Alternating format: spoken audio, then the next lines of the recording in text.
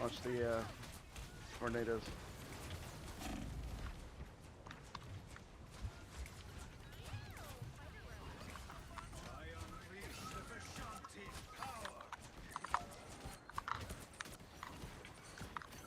You shall live. They're daggered in. Good. I can usually take out one healer on my own.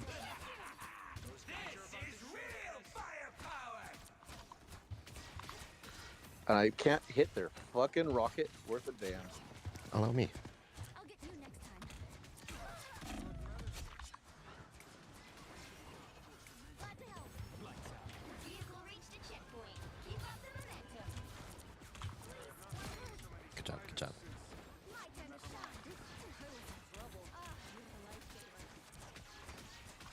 I'm really great for healers to get better stats because I just sit there and take damage and let you heal me. It sucks when there's a team that's like, oh, you're not really taking much damage, so I guess I'll just fuck off then.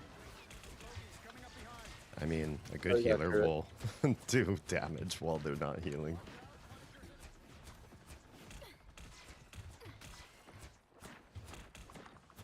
Halfway there. Keep going. Get ready. Got their revive down. Hope I can return Good the job, favor good job. sometime. Oh, I got a little bit of jumpy jump with a rocket. Oh, nice. I like the jumpy jump. Little latency for him. Good. Almost there. Don't turn back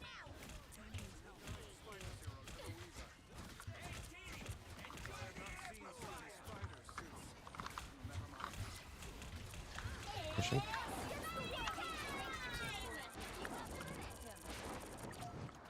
Good job. She should have stayed on point. Yep. Ah.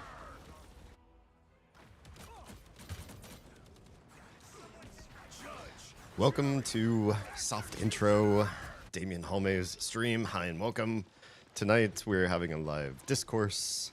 We will be discussing breaking of traditions, leaving those things behind that do not serve. It'll be good times. We're in the middle of a match. That's how we're starting this stream. We're going to be playing less multiplayer stuff here soon.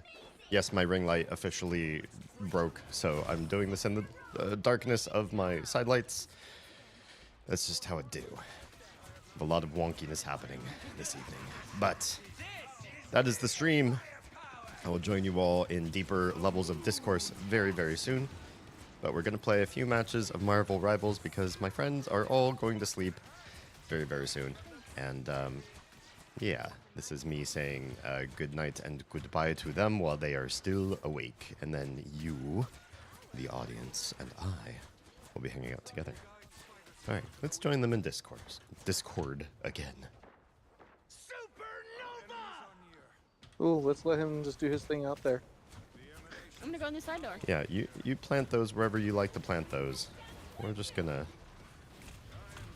be busy with other stuff in the meantime. There's a lot of fire on the ground though. Oh shit! They're making a big choke. Making a big turret choke. Yeah. I'm just gonna try to get him from the side. I have an ult. I'm gonna use it. Their Punisher is doing a pretty good job, though. Yep.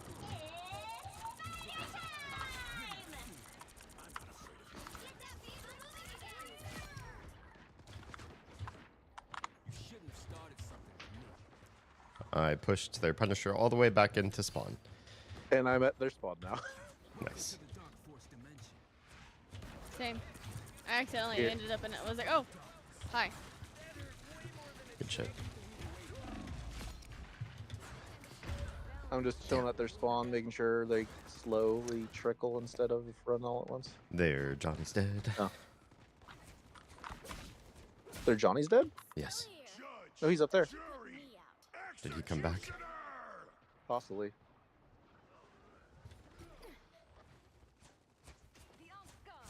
I got solo ulted by the Punisher. Like you do. No.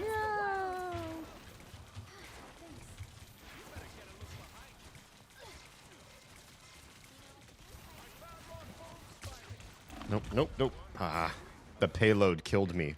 It pulled me into Oh no. the penny trap. Because I was just standing on it and I got webbed, so I couldn't get off the payload. Don't you put me out. Next thing you know.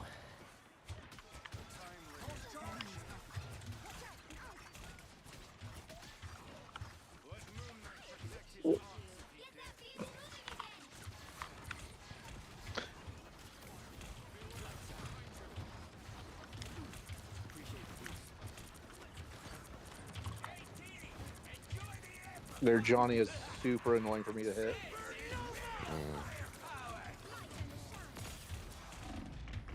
Oof. I'm having trouble killing anybody as long as Rocket's alive. Rocket is also pocket healing their other healer, so I think unless Rocket dies, we're not gonna get this. Nest is down. I got my ult up too. Cool. If you can step on Rocket, I will pocket you through the. I don't even see the rocket. Good. Let's keep it like that.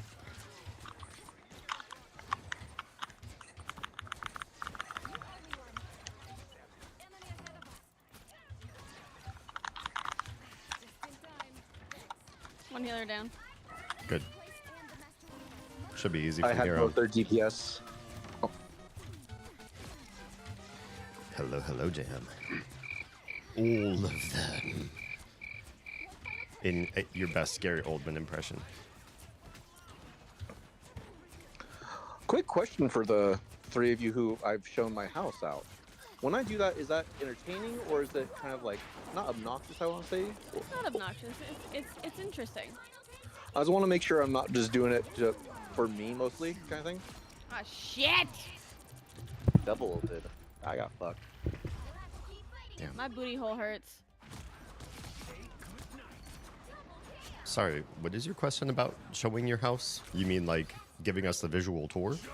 Yeah. Like, do people enjoy it, or is it seem like? Does it seem show offy? Oh. I would lean toward enjoy. Okay. I don't Yeah. think I think of it as any sort of showing off. Nor do I. No.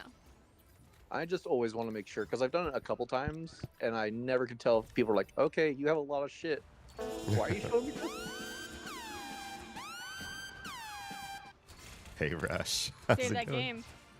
Oh, I'll save this You game. better. You better. Well, I tried to save this match, but I could only do so much. Yeah. Jam says, I'm not one to rest on tradition. Is there anyone in particular that you found heinous? Nothing, not a thing. Oh, thank you very much, Stuart. I'm right as the mail. I encourage everybody else in the Right here. Discord to also hydrate, posture check, do a bit of stretch. I checked my posture. It's terrible. Mm-hmm. My chin is on my chest. Yeah, that sounds awful for you.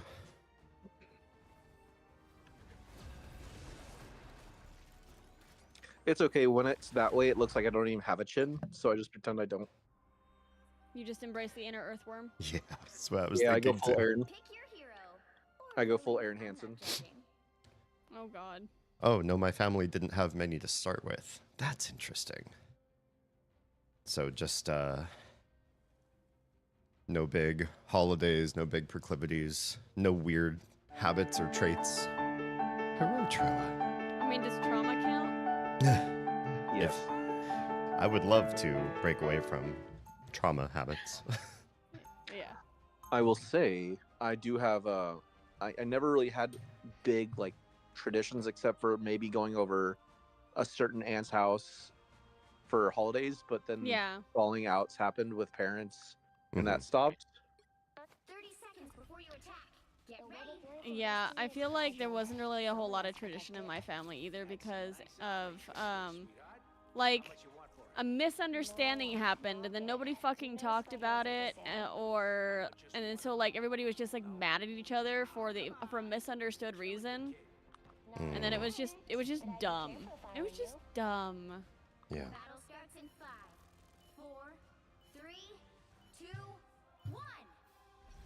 All you need to do is capture the Tro says this is an easy one for me. Religion. Yeah. That's true. That's Very true. Organized religion. Bye. I prefer unorganized religion. It's way more chaotic. Yeah. Chaotic religion. Have you heard the good word of the traveler?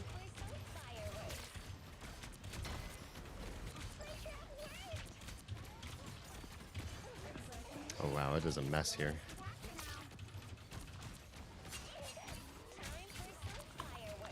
Woes to a Troa.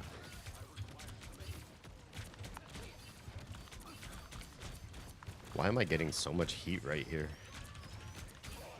Everybody is so upsetty at me. I'm not even on point. Well, now I am.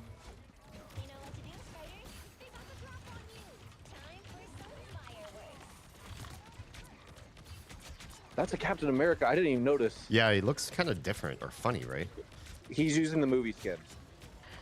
I see. So he's wearing like a faded outfit with Wakanda shields. Gotcha. No, the thing I do is visit my parents for a week at the end of the year. That's the one tradition. Johnny can get so far away and just hit everything, it feels like. Yeah. It's kind of annoying. Oh yeah, keep going down this choke. Nobody knows what Penny's web do. Trouble I've seen. That too. They don't know that either. What that web do? It's all sticky. I'll tell you. So you're mostly a disconnected family? Well, what does disconnected mean? Like you're not locative to each other? You don't talk to each other or hang out with each other much?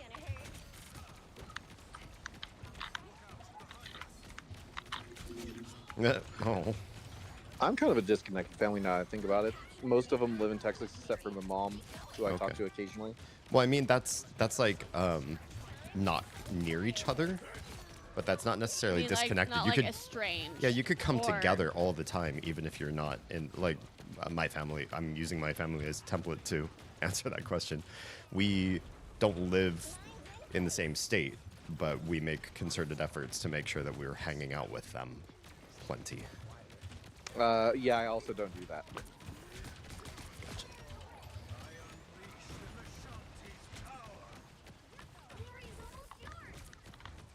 This silly Iron Fist.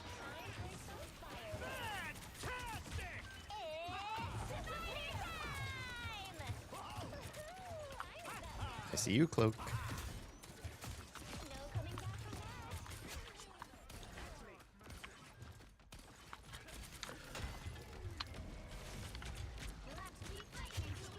I don't know if I've told you this. Did you guys know my brother had a heart attack? I did hear about that. Yeah. How is He he has about doing? 20% functionality in his heart. Oh Wow. my god. Yeah. That is crazy. Don't do drugs, kids. Yeah.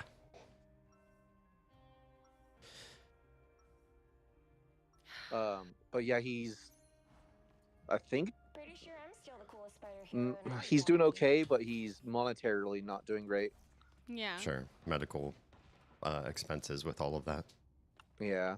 It happened at the same time as where the stepmother, 30 seconds before she had attack. a Get ready. cancerous something or other in her large intestines. Oh wow. Oh. They got rid of Lovely. that. But Yeah, I would hope. I meant you know them, so Yeah. no more drinking or smoking for them. So Mm. that's a Which is huge life like Yeah, what do you do with your life now? yeah, that's a drastic life change for them. 3, 2, it's funny that you guys know, so I don't have to say anything. Like, oh yeah, there's a lot to this for them at least. Yeah. But the stepmom is doing leather working. My dad, I think, is working at a deli. Okay. Okay. The stepmom actually made me like a really nice leather bracelet, but I don't Nice. wear jewelry usually, so it unfortunately is going mostly to waste. Though I still keep it around just because I really like it, like this red leather, thick leather bracelet.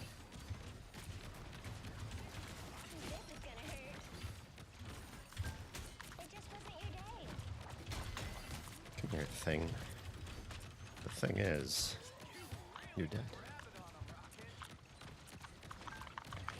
See, here's the thing.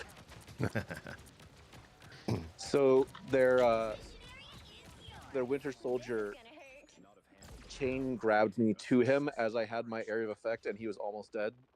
So I didn't even have to aim to kill him. Nice.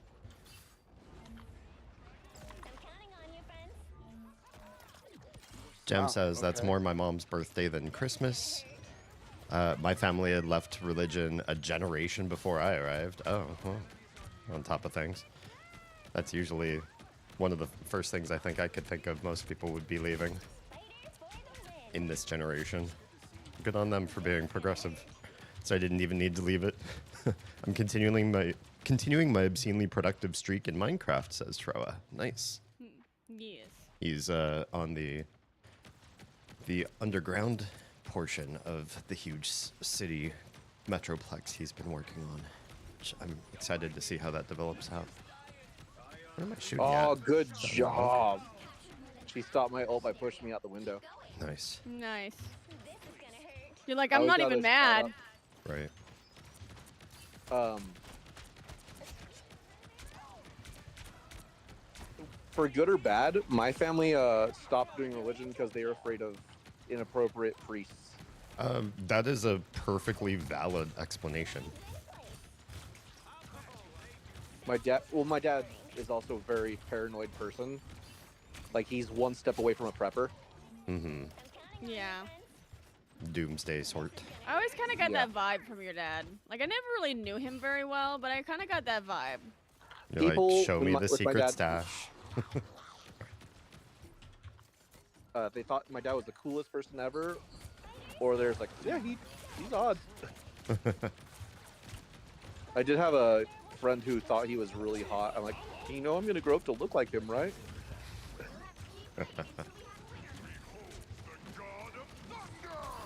I wish you wouldn't make me behold you, please. I just portaled straight onto here. Jam says, which we don't, means we don't see or talk to each other much, and we live in different parts of the state/region. I've been very productive and enshrouded lately. Ooh, tell me more. I don't know that I've ever seen any of your enshrouded stuff. We really need to one day get back into our project really as well. do. You know what game I'm surprised you guys haven't tried for like everyone to play kind of thing? What's up? Ark or 7 Days to Die. So I think tried 7 Days Ops, to Die at yeah. some point, and then E. so we started a server, and it was just a bunch of us sort of like figuring it out. That's what I really wanted it to be, is like us discovering it, because jumping into a game where a bunch of people already know how everything works sometimes can be like, it kind of ruins it for me personally. That's actually another Yeah. reason I don't really play Minecraft as much anymore. I know the basics still, but there's so much that people just like plow through. It's like, oh yeah, this is how you make an infinite this, and Yeah, no. this. I'm like, oh, what the fuck? I just want to like walk in a direction and hopefully find something cool. Honestly, like, I'm not really. I like building some stuff, but my bread and butter of what I love to do in Minecraft is spelunking. Just give me a fucking hole in the ground. I'm excited. I like finding pre-made stuff in Minecraft. Yeah. It's like, oh, I just wish some of it wasn't like ridiculously far, like haunted mansions. Yes. Try playing some modded Minecraft. I've seen a lot of modded Minecraft for a lot of cool stuff, like the Twilight Forest and all that. there's a bunch. Galacticraft. There's a bunch of modded Minecraft that makes it more RPG-like and gets you like dungeons and Yeah. structures to explore and all that kind of stuff. I think I still have the last update they did for PokeCraft. Okay. Did you guys ever touch that when it was out? I have a friend who still runs a server. I built a farmer's cabin and apiary. Ooh. And now I'm remodeling the Long Keep area next to the starter area. Long Keep. I'm trying to remember which one was named Long Keep. I know the starter area pretty well, obviously, but I don't remember which one that is. That's cool. Yeah, I really want to now, especially since they've really fleshed out like giving each crafter their own house and all of the different things you can do with animal husbandry. I think we really need to rethink how we've built the metropolis, or megalopolis, I think we called it. But it's hard to get people to come back to that game. Everybody's moved on and made other things their new pet project, unfortunately. Grams, there's a bat above your head. I hope this is important. I don't know why, but so many people nowadays don't know what the whitest kids you know are. And Oh my I've showed gosh. so many coworkers Slow Jerk. I love Slow Jerk. And see, the other one that I ruin people with is Get a New Daddy. I did that one. The Grapist was a pretty good one too. Yes. Or the Abraham Lincoln one. Now you fucked up. Now you fucked up. You have fucked up now. Oh, what was the other one? I showed the one that just goes from one thing to another thing to another thing. It's like, oh, whose kid died or whose mom died? Oh yeah. To, oh, no parents. Hell yeah.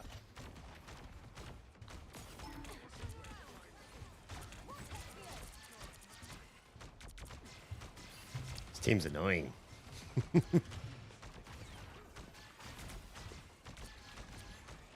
Where's fucking health pack? There it is. No. All right, I got my ult. Like some fucking health packs. Ulting on point.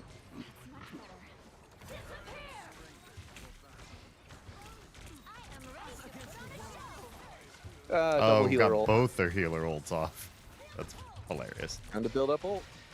Yep.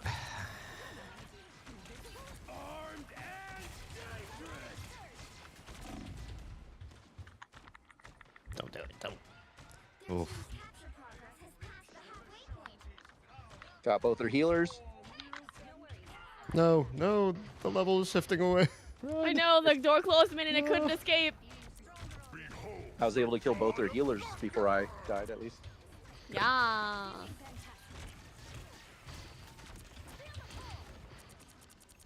Nice. I'm gonna do this so they have a tighter corridor to come through. Long Keep was the ruins that you first come into when you start the game. Oh, okay. Yeah. Oh, we were going to build that area, but then we're like, oh, this is just the beginning. We probably should search everywhere before we decide where we want to build. And then we never came back to it. Yeah. It's kind of weird. There's strange portal in such a weird spot.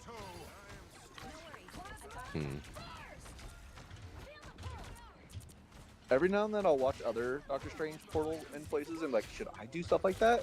And then it doesn't work out for them. I was like, oh, I guess not. Yeah, not that one. My ult's ready again. Ulting. Did we co-ult? Because it feels slow Yes. in here. Feels slow. Nice. Let's see. Think you should do it solo, me, rather than team play it? It's a great solo build game. Maybe. I'm such a social butterfly, though. Also, well, I guess I could always show it to the streaming audience. It's like, if I build it alone, who's gonna give me kudos?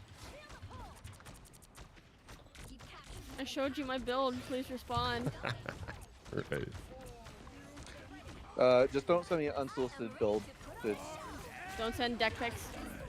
Yeah. Oof, oof. I've been discovered.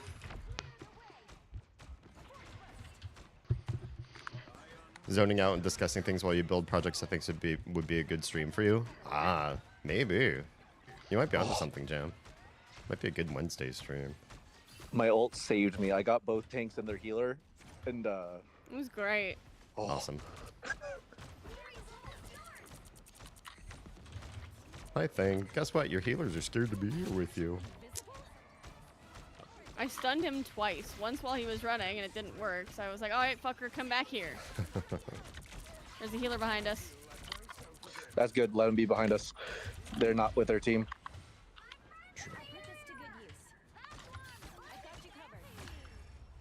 Maybe wait till there's drops. Yeah, that's true. You can get a bunch of new people. The drops drive people to Enshrouded streams well. Even still? I know they did originally. I wonder how it's happening more recently. They're Even when you can't You'll see get, me, I'll still make you easily get double digits. Perhaps, perhaps. I'm hoping there'll be a bigger update toward the middle of the year with drops. That would be cool. You can post build shots in Discord and Reddit, and of course, show it on your stream. Also, you can enter in competitions if you get into it. Maybe. I would just be playing a lot of just the one game, though, as part of it. It's really hard for me to focus on one game. Well, I don't know what to say, except I have wanderlust. Thank you for the Last drops that happened in January posted huge numbers for everyone who was streaming it. Maybe I should reprioritize it. 4, Double-digit streamers got to triple-digit numbers? 1. Thanks, Jam. We might talk after this. Area. Got it? Wonder if they stole assets just for the two characters. Or shared Hopefully. assets. I hope they stole their own assets. That'd be really funny. That's the animations are saying, the hand gestures are saying they must use the same assets. My ult's ready. I mean, I've seen their backside. They have pretty good assets. I knew Stuart was going to go somewhere with that. Yeah, I was waiting for it too. Yeah. I was debating on it. Ulting the point. I at least don't instantly go for it. I got one shot. No worries. I got your back. Oh, sorry, two shot by Hanzo. Boo. No crims, no. No, you're in a hole. Be proud of what you did here. I'm back. I'm in a hole. Oh shit! I can't get out the way I came in. Yeah. Me and this Dr. Strange Well, were it's just almost- dueling each other. Vortex field. We were just having a slap fight, which was kind of funny. Tickle fight. Ah, I got Hanzo'd. It was yeah. He just got lucky. I watched the kill cam. You can ask for heals all you want when the healer's dead, sir. Yeah. Ah, I didn't mean to press that button.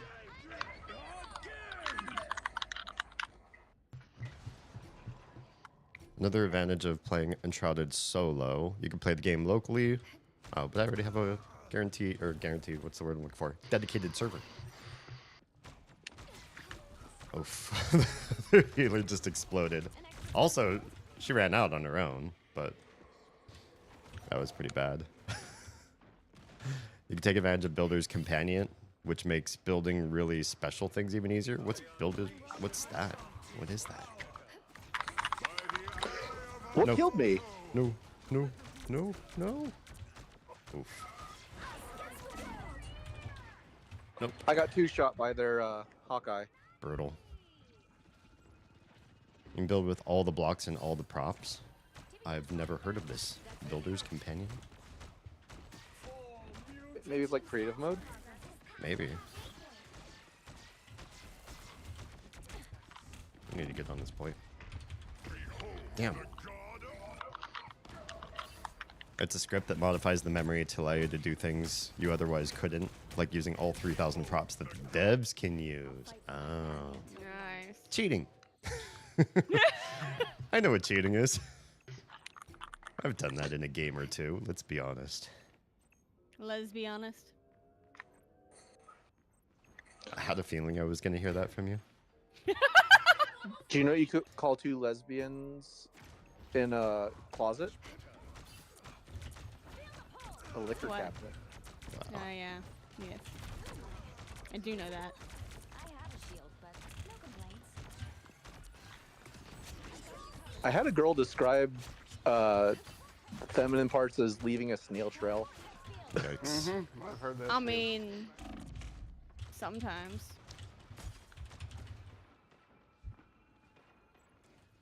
I have my ult. I'm just waiting for them to get pushy. You've captured more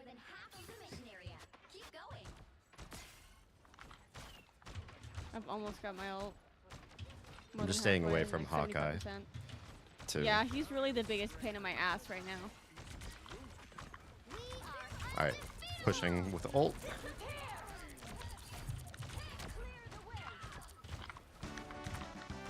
Welcome, welcome. Uh-oh, Stuart, you're alone. We can't get you.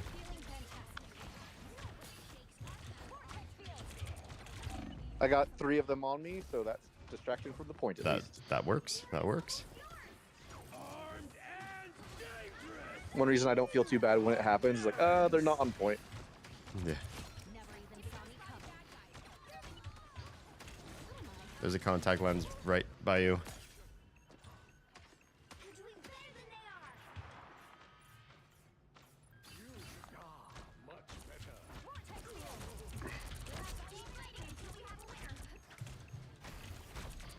Once again, their Doctor Strange didn't do it like on the point. He just kind of put it off way further back. Damn, thanks for revenging me. It's building with mods effectively, which you can do in a lot of games. Yeah, I know how to cheat in a lot of games. It also lets you build in the shroud. That's definitely cheating. What's up, Blaisdell? Snail Trail violently grossed me out the first time I heard it. It's, yeah, I mean, I think that's the point.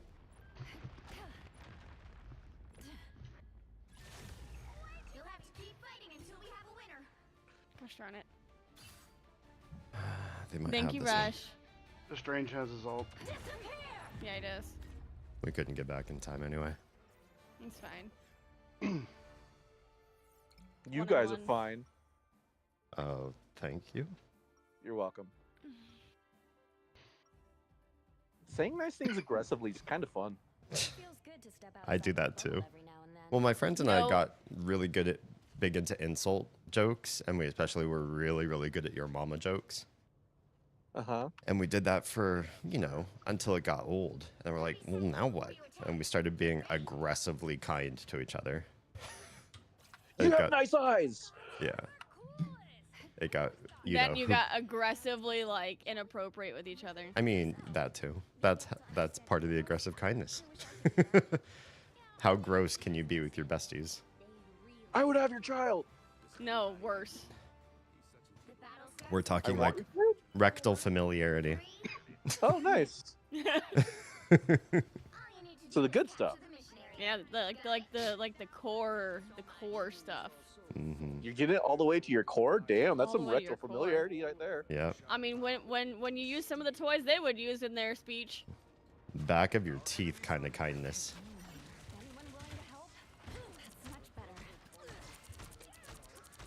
It is funny watching certain characters just get batted away with those moving pillars.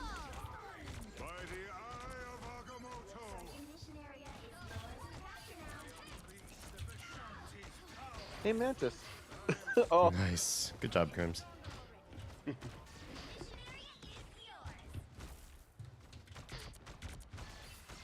I'm not going to take all of the credit for him getting that, but I will take the credit for him not getting blocked by the Strange.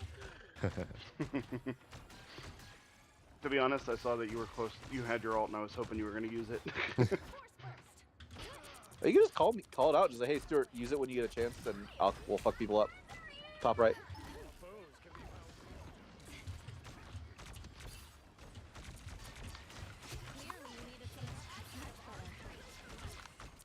Ult's ready, but they're trickling, so I'm gonna hold off.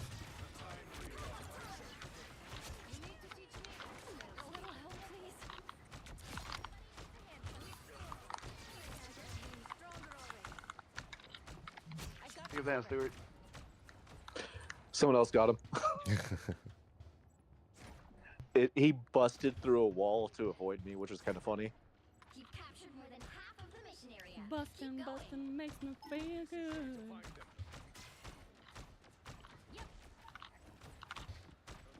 Have you guys seen the new Ghostbusters movies? No. No. You can if you want. I own them now. Oh, thanks for giving us the access. Now just give us the time. Bring your kids over. Ulting. I'll watch it for like a couple hours. Actually, that movie might be okay to watch with them.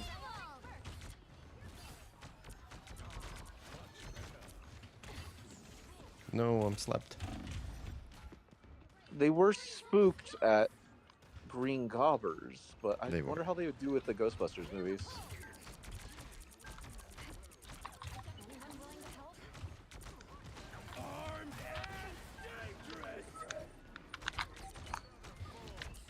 Both healers down. I have no health. Ooh. Is that my contact? It is. Oh, good stuff. I still don't know what Thor's bubble does. Oh, now I'm dead. Poop. You still know whose bubble does? Thor's.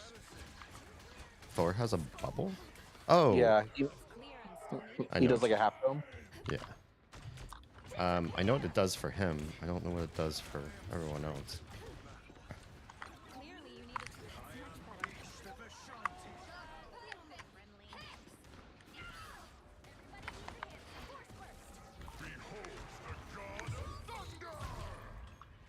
Ooh. Good job. Anyone willing to help?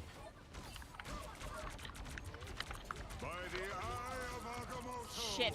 You know, that's a lot of Agamotto. But not on me, so I can keep you all alive. I'm just gonna heal all these statues. Clearly, you needed some help. Well, they I left don't the know if you guys saw it. That was Someone got insane. over 100 kills in one game. over 100 What's that? kills in one game. Yeah. I don't know who it was. I just saw like a quick screen cap. It was like everyone had over 30 deaths. Jeez. I would have rage quit that game.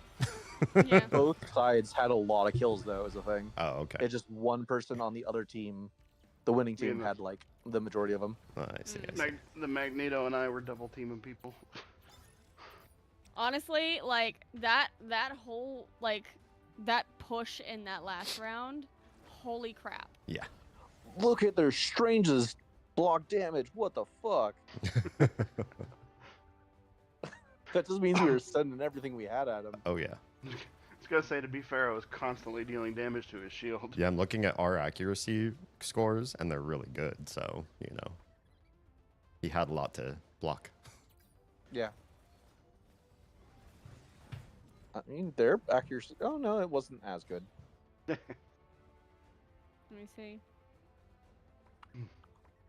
I mean, mine was like super meh, but like I really don't have to. It's You're- that bounce damage. You're lobbing grenades there, basically. Like, you're Yeah. not supposed to be hitting directly. Yeah. No.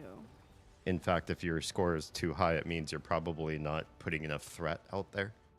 Yeah. Because the bounces also mess with people's heads. Yes, Yeah, they the- do. Like I said, the I more like important- shooting into corridors around corners. Yeah, you're and like a... that means that a lot of times they do not hit them, but when they do, they're fucking frustrating. Exactly.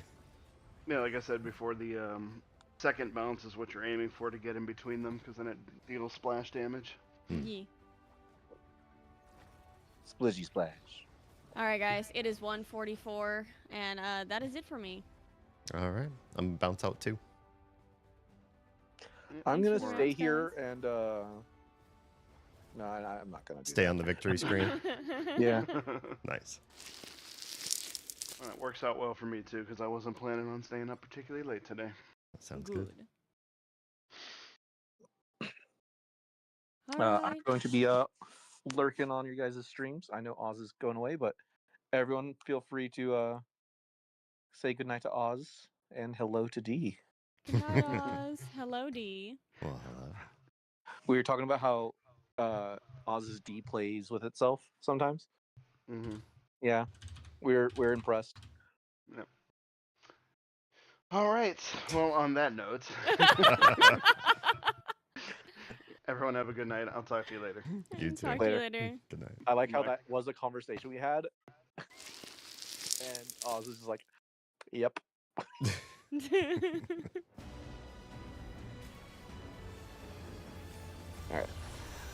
What's the plan for the rest of the night before I leave, D? We'll What- actually be diving further into our topic du jour. Darwin trials. What? I'm looking at your stream. That's what the thing said. Or I couldn't.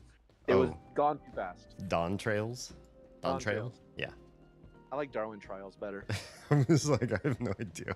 Oh, I think I have an idea what you said. I literally saw a quick flash before it went to the main screen. And I'm like, that's a weird Final Fantasy thing, but sure.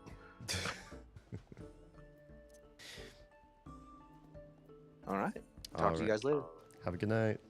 Have a good night.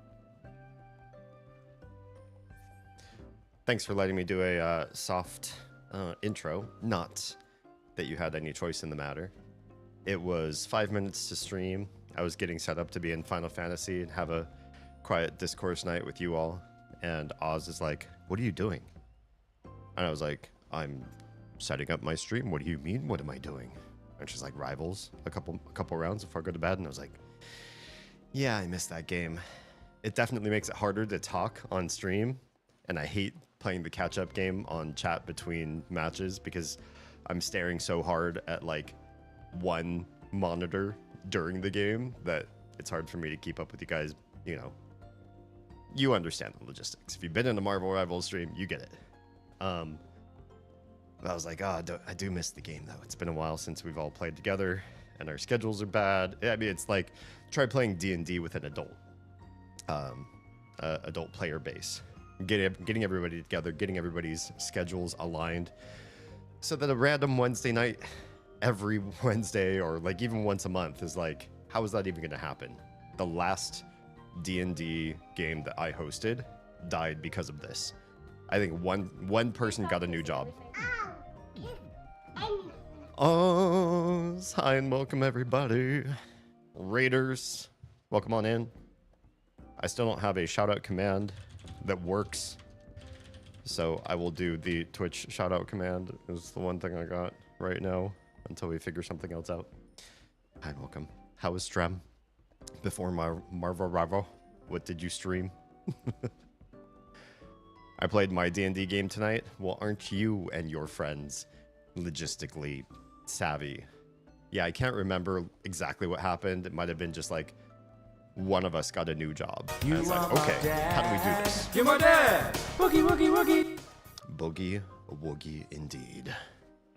Did some Final Fantasy 14, did you? And one shot. What is one shot? Almost done DMing my campaign this year. Oh, nice. I've never really made a campaign that has a distinct ending. No, that's not true. I had one that came to a big, like, final boss fight.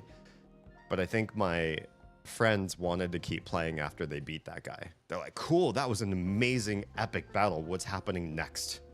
Let's go back to town and sell our loot and level up and put our stats in and figure something else. I was like, oh, I didn't let on that that was the end of my content for them. But I was like, oh, you guys beat the big bad evil guy. Well, I'm not sure what we do next. So I started improvising. We figured it out. We still had another few sessions after that. I think school started up. Oh, that might have been it. Somebody was still in classes. We weren't all old, ancient fogies. Yeah. The group I played with used to play at my house every Wednesday before pandemic. Then we switched to online after pandemic started, and we've been going since then. Oh, geez. That's a long play. That's amazing. Basically uninterrupted except for a few weeks at a time. That's so cool. Really well done. Very few people have that sort of flexibility and dedication and willingness to come together like that. I mean, that's a lot of loyalty too. That's really good. What game is this? This is Final Fantasy 14 Online. The MMO. I shouldn't say the MMO. There was one called Final Fantasy 11. And depending on who you ask, you get very different opinions. Silvos, who is one of our super connected fans here, and Nico as well, they'll talk very fondly of 11. 11 was a great Final Fantasy game if you'd never played an MMO before. Final Fantasy 11, I did buy it. I did install it. I was there on the launch week, and I played for 2 or 3 weeks. And for me, that was maybe my 6th or 7th MMO at that point. It was garbage. It was so bad. Like, the movement was bad. The combat was clunky and bad. The skills were slow to maneuver. The chat interface was not terrific. The auction house was not well thought out. The graphics were very, like, plain. Like, you'd get to the edge of the level and it was just, like, really big, low polygon count, like, poorly thought out textures on everything. And the characters were kind of cool. And I liked being in a Japanese and English speaking community because I spoke pretty fluent Japanese at that point in my life. But it wasn't enough to keep me in. Like, the game was so frustrating and sluggish. And I really hated movement and combat. If movement and combat are awkward in a game, I guess I could have just hung around in town and been social. But it was so frustrating. It was such a frustrating and awful experience for me. So after 2 to 3 weeks, I didn't even play my full 30 days of free game time. I just gave up. I even tried a different character because I thought, oh, maybe I just picked the wrong job or something. Like, I need to do something more fun than this. Didn't stay. So I like to call this one the Final Fantasy MMO. Because this one took all of the learnings from 11, plus actually paid attention to the MMO market, actually studied MMOs, see what EverQuest and World of Warcraft did right, and took those ideas to heart. And then listened to the community. The community in Final Fantasy XIV 1 was ignored. 1.0. The 2.0 release is what made this game good. In the 1.0 release, people were like, I can't jump with my character. How do I jump? And the developers said, you don't need jump in this game. Which is like tone deaf, right? We hear you. We hear that you want to just move around your character and be able to jump like in other games. We don't want to give you this right. We've designed a game without something that you like in it. And if you say, well, we want this, we're going to ignore you and tell you the game is what we've designed. But they fixed it. So we went from all in the same city to being spread out all over the country. But because of the pandemic, you were ready. You were ready to be that D&D campaign that actually survives that transition. That's really cool. One Shot's a pixel game where you guide a boy through a strange world he's suddenly thrust into. Oh, well, that sounds fun. The core members of the group I've been playing with since around 2003 or so. Jeez. I don't know that I've had very many friends that have lasted that long. Let alone friends like that share common interests with me, that we could come together and do something with each other and enjoy that thing. I think we've all like grown in different directions. We're still friends. Me and like probably less than half a dozen people are like that, where I'm still friends with them from that amount of time on. But yeah, we don't do things together. That's cool. That's really cool. We need to go south. And then those people have been playing with each other even longer, since the 90s. Wow. Amazing. I feel like MMOs are better now, but they also congealed into being kind of samey, copying WoW. Keep in mind, WoW is a direct copy of almost everything EverQuest 1 did. So, and then when EverQuest 2 came and left, and a few other competitors came into the market, I think Rift, Ion, and what do I want to say? Rift, Ion, Dark Ages of Camelot. There's probably one more big one. Oh, Warhammer Online.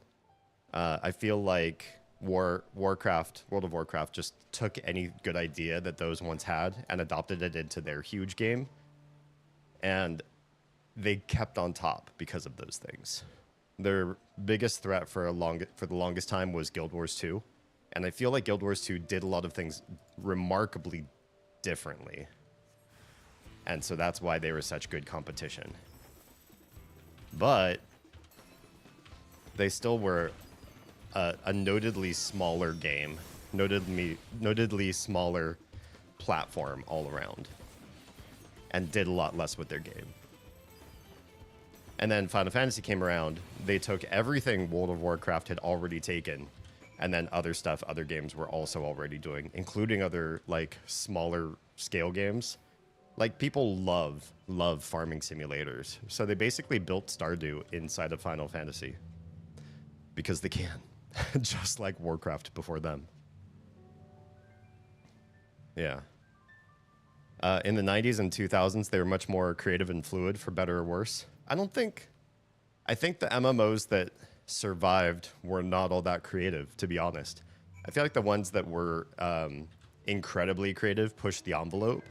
Like, what was the original Star Wars MMO? I can't remember what it was called. Star Wars Galaxies, was that it? They were very creative in their ideas, and they had to scrap everything to keep the game afloat. I feel like City of Heroes was really unique, and they eventually died out.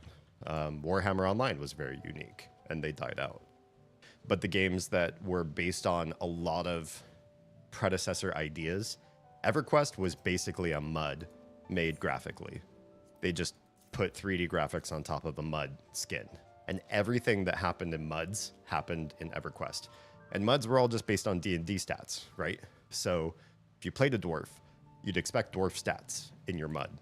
If you played an ogre, you'd expect D&D ogre in MUD.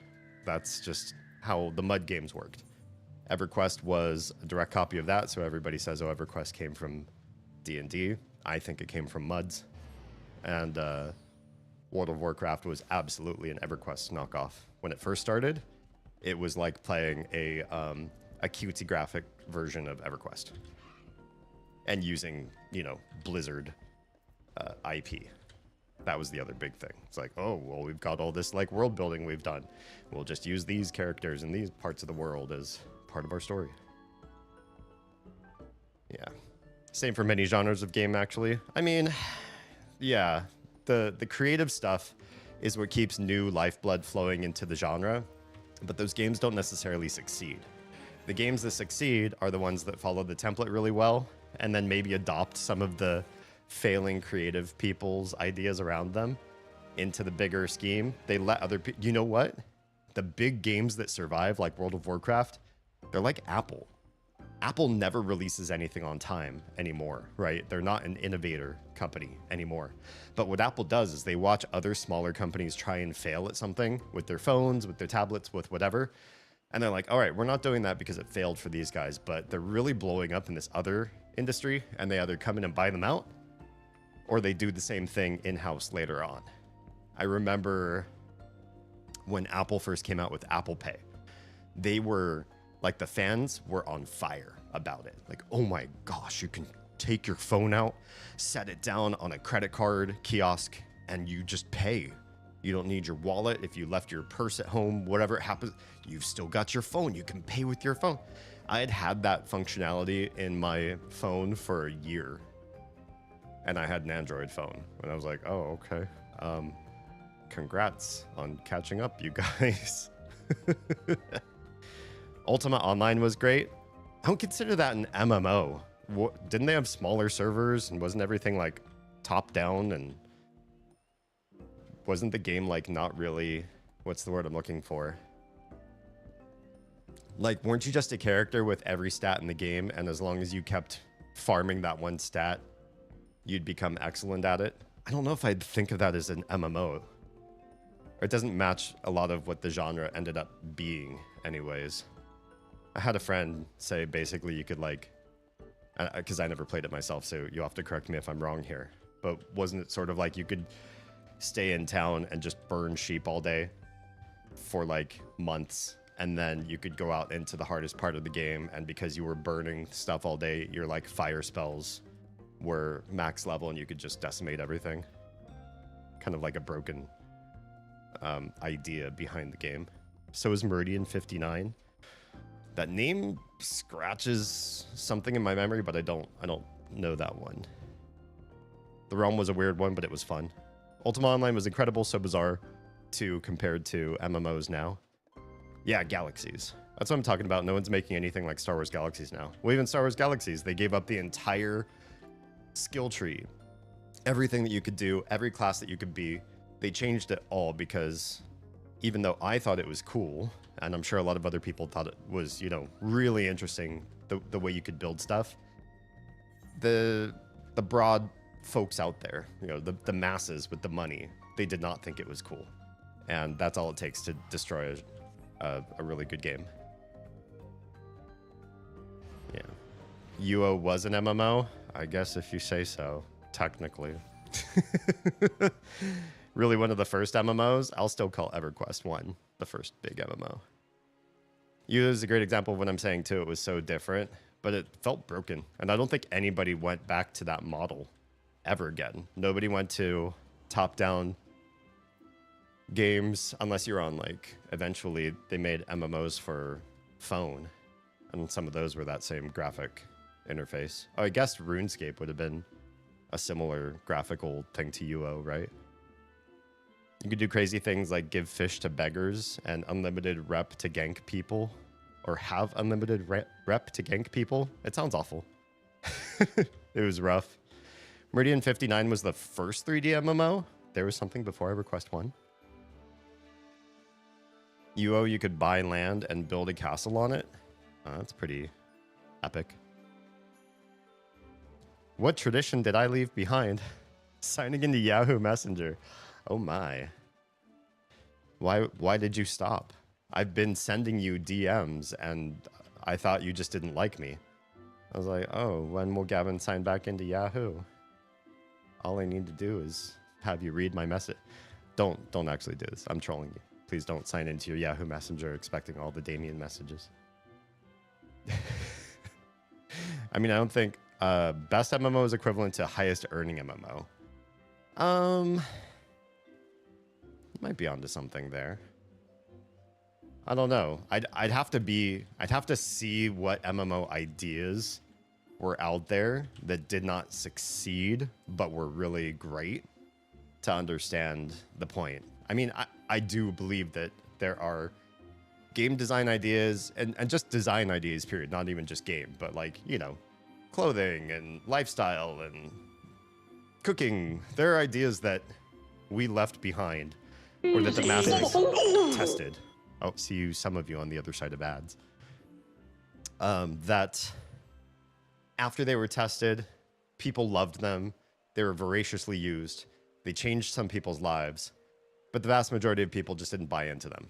I think that did happen, and some of those ideas died out.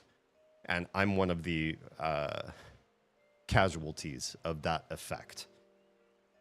I'm trying to think of an MMO where the really great idea for the entire game was there, but the game ultimately failed.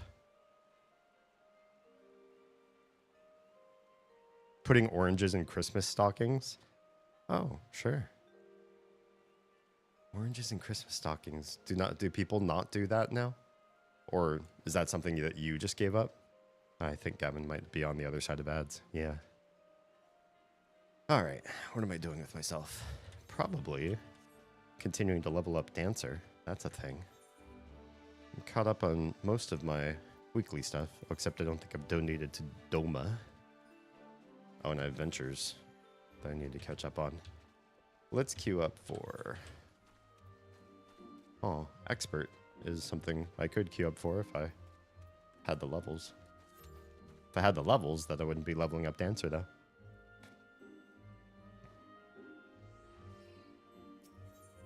Blaisdell, are you an ad skipper? Some names I can just see... Oh, you know what? I can see your sub badge. I'm stupid. Star Wars Galaxies has a great example of an idea that went away that was awesome. Force sensitivity was very, very rare in the early game. So seeing a Jedi was a really rare incident. I remember that. Yeah. Everyone wanted to be a Jedi, so they made money by widening it. That's true. And I think that's one of the things that people have decided about as far as game design, and especially in the MMO market. What do we have up here? Air Force One. Yeah. Oh, I guess I'll do that. A lot of people got upset at the idea of there is game that they bought that they didn't have access to, right? A game designer came along, put together a really cool idea, It's a great end level dungeon or a PvP only experience for high rank or 1 in a million, you know, drop rate for something like the force sensitivity. So it's there. It's a part of the game. You bought this game. You should have access to all this cool stuff. Oh, that's right. I can only do one duty at a time. But because of your good money that you spent on this company only being a chance at certain things, you don't get access to that. Or you might if you keep re-rolling the dice enough times. And that infuriated some people to the point where game companies decided to stop. That kind of sucks, because then nothing feels rare and no one feels special, right? Yeah. I will catch up on chat as soon as I'm done with this event. Because if I look down there to the side, I will definitely lose. I will miss like one target, and you get an immense more amount of gold saucer points for getting full completion over missing just one. It's an insane amount of difference in what you earn. So it's not a very tricky game, but it does involve me actually looking at the screen and not reading chat.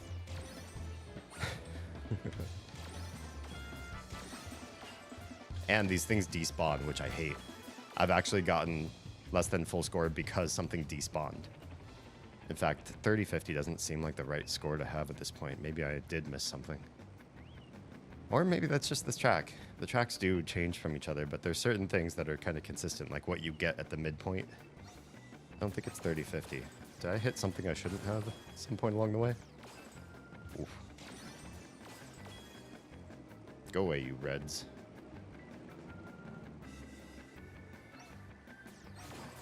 It's also infuriating to be playing and have a red target spawn on top of the shot that's already mid-air. That part really sucks.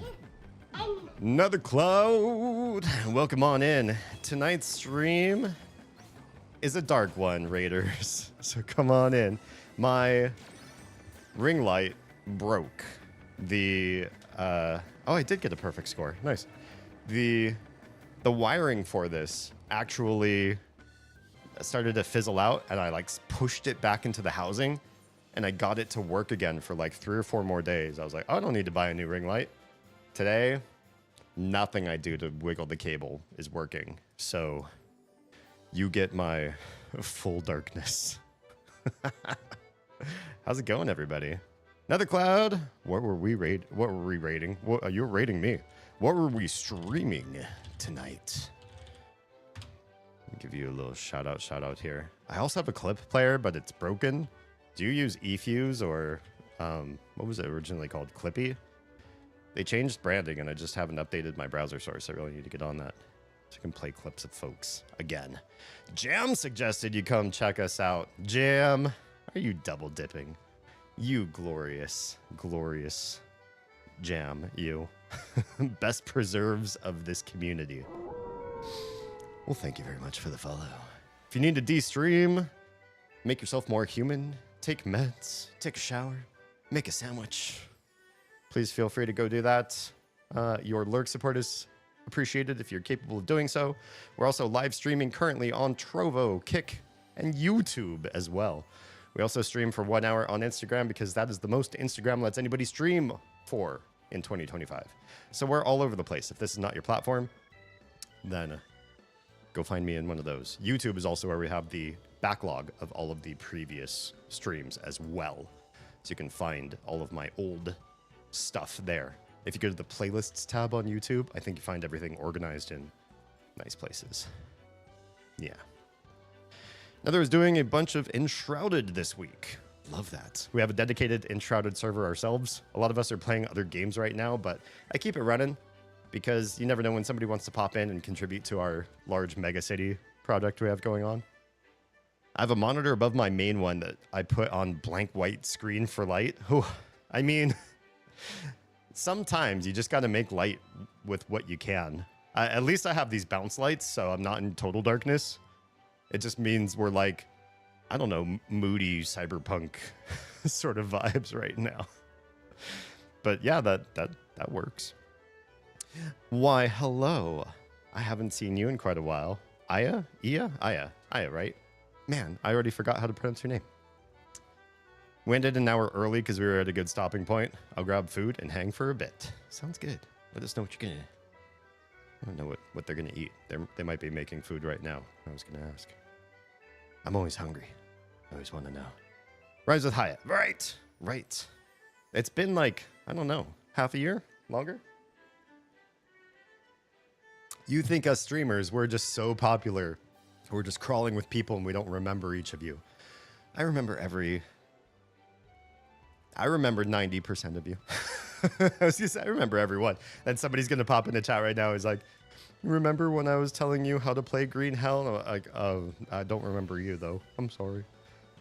Every once in a while, somebody pops in and was like, yeah, I was giving you tips on how to play Visage. I was just like, streamed that in like 2000. I'm like, oh, yeah. I don't remember who you are. But if you've been hanging out with me in the last 2 years, I remember you. And if you've been on and off in the last 4 years, or 5 years, I remember you. Snacks acquired. What are we snacking on tonight? Aya's Nether's right-hand lady and enshrouded? Oh. Well, Nether, it's an absolute privilege. Aya and I go back like babies and pacifiers. It's good to know you. She's the tank? Oh, gotcha. It's been a hot minute. Time is a weird soup. Oh, I hear that. Man, 2025 feels like it is simultaneously the longest year of my entire life. And still, like, the fact that it is March already and there are things I need to accomplish in the next month is scary. It's moving too fast and it's taking forever, if that makes any sense at all. Green Hell, F that game. I had a lot of fun playing it. I had a dedicated foursome that we were in the game all the time, hanging out together, and we had each other's backs, like no big catastrophic things happening to us because we were always very well prepared anytime we headed out, and we made really, really great hovels. We were a builder troop, right? And we ended up bringing that to Enshrouded, so I think we did really well there with the community of gamers that I game with. But it was a pretty crazy game. And I'd say, as a fellow streamer, it was an awful experience to stream. I was thinking that people would really enjoy seeing a game where you're not just going through the same story that other people have gone through. They're not just watching you for nostalgia's sake. You know, they're actually learning and seeing new things that they didn't do that then they could do in their next playthrough. People hated that game. As far as the online community of people who would watch games online, nobody wanted to see Green Hell.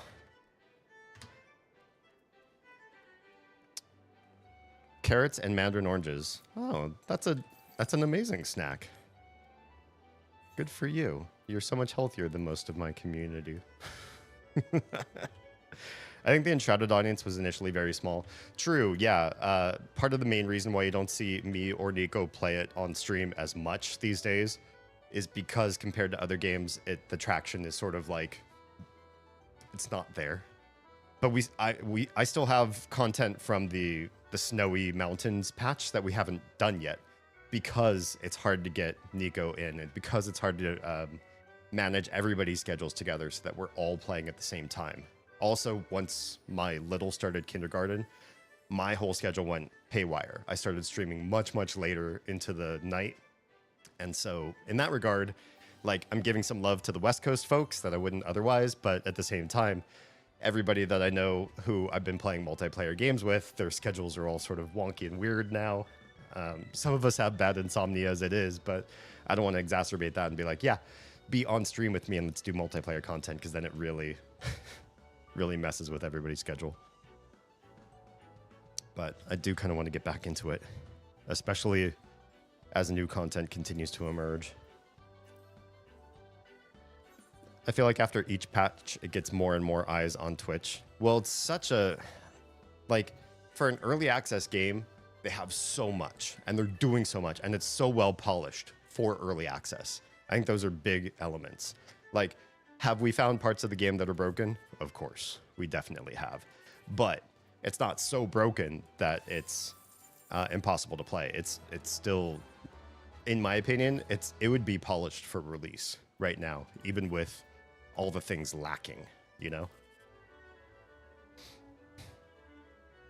I stopped eating junk after years in the hospital for surgeries on my guts. Oh my gosh. Well, good. That's amazing. I'm sorry that you had to go through that period of your life, but you know, I know people that go through excruciating medical issues like that and then cannot change their life, and the inevitable happens, right? They end up hurting themselves even worse. So I'm grateful that you have shown yourself some real love there. Now I eat healthy snacks. Perf. I like eating fruit, like wine. If you're chewing your wine, first of all, you need to check that bottle. But I also don't blame you. I like wine. My schedule goes all out of whack too. I stream full time, decided to pick up a full-time day job too to speed off paying my debt. How do you... I'm curious. Like, I kind of want to pick your brain as to how you do this, because I'm also trying to go toward the same sort of thing. I do have a full-time day job. I also have a second job that's sort of like, it's weekends. It's also ad hoc. So like I'm on call 24/7. So when things come up, like I take care of them, sort of thing. But it's the pay for that one's like not terrific, so I can't just quit my day job and do that one instead. And then I stream. I'd been streaming up to, what were we doing at peak? 16 hours a week. 16 hours a week. But I want to do more full-time content creation and somehow quit my day job at the same time. I don't know how to like do that transition, right? But it sounds like you're in a place where you can sort of build up your community, do max time investment into content creator, so you give yourself the best chance to succeed, and then also still making money on the side in order to survive. I need to be able to do something like that, but I don't know where to find the hours in the day, if that makes sense. Boo. That was just a bum ticket. Nothing I could do there. Oh, right. We were queuing for roulettes at some point here. We'll pop in. I got my day job through a friend. It's pretty low stress. 8 a.m. to 4:45. And then stream from 6 to midnight. So trying to think of the amount of downtime you have there. So you have an hour 15 in the afternoon, 4 hours at night. You can't just say goodnight to your stream at midnight, turn over, and fall asleep. So there's some time there for human stuff, shower, feeding yourself. Well, you might eat on stream. Then I stream on Saturday and do YouTube stuff on Sunday. Oh. I commend you. That seems like an impossible schedule to keep up with, but if you're capable and you're in a season of your life where that stuff's possible, I say do it as long as you can and try to get that traction as best as you can. I'm rooting for you. I need to sneeze, but it's just not coming. I like have my finger over the mute mic button just in case, so I don't blast your ears out with a loud sneeze. I don't think it's coming. Damn. Rude. I hate when sneezes get shy. Brushing your teeth on stream. Hey, if you need to, you need to. You can at least keep up with chat.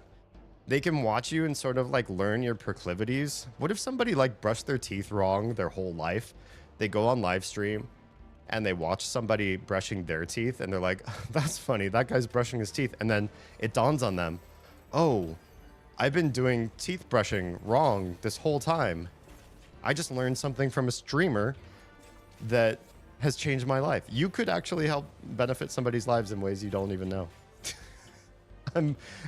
I'm being kind of, glib here, but at the same time, I think us having more vulnerability and sharing with each other how our lives are, I've considered like streaming my day job, because as long as I keep certain things private, it would sort of be okay if I did.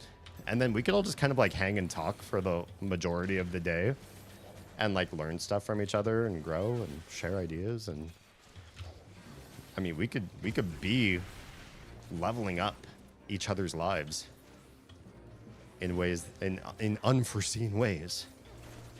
I don't know how all of that would happen like while I'm earning money at another job, but it's been a consideration of mine.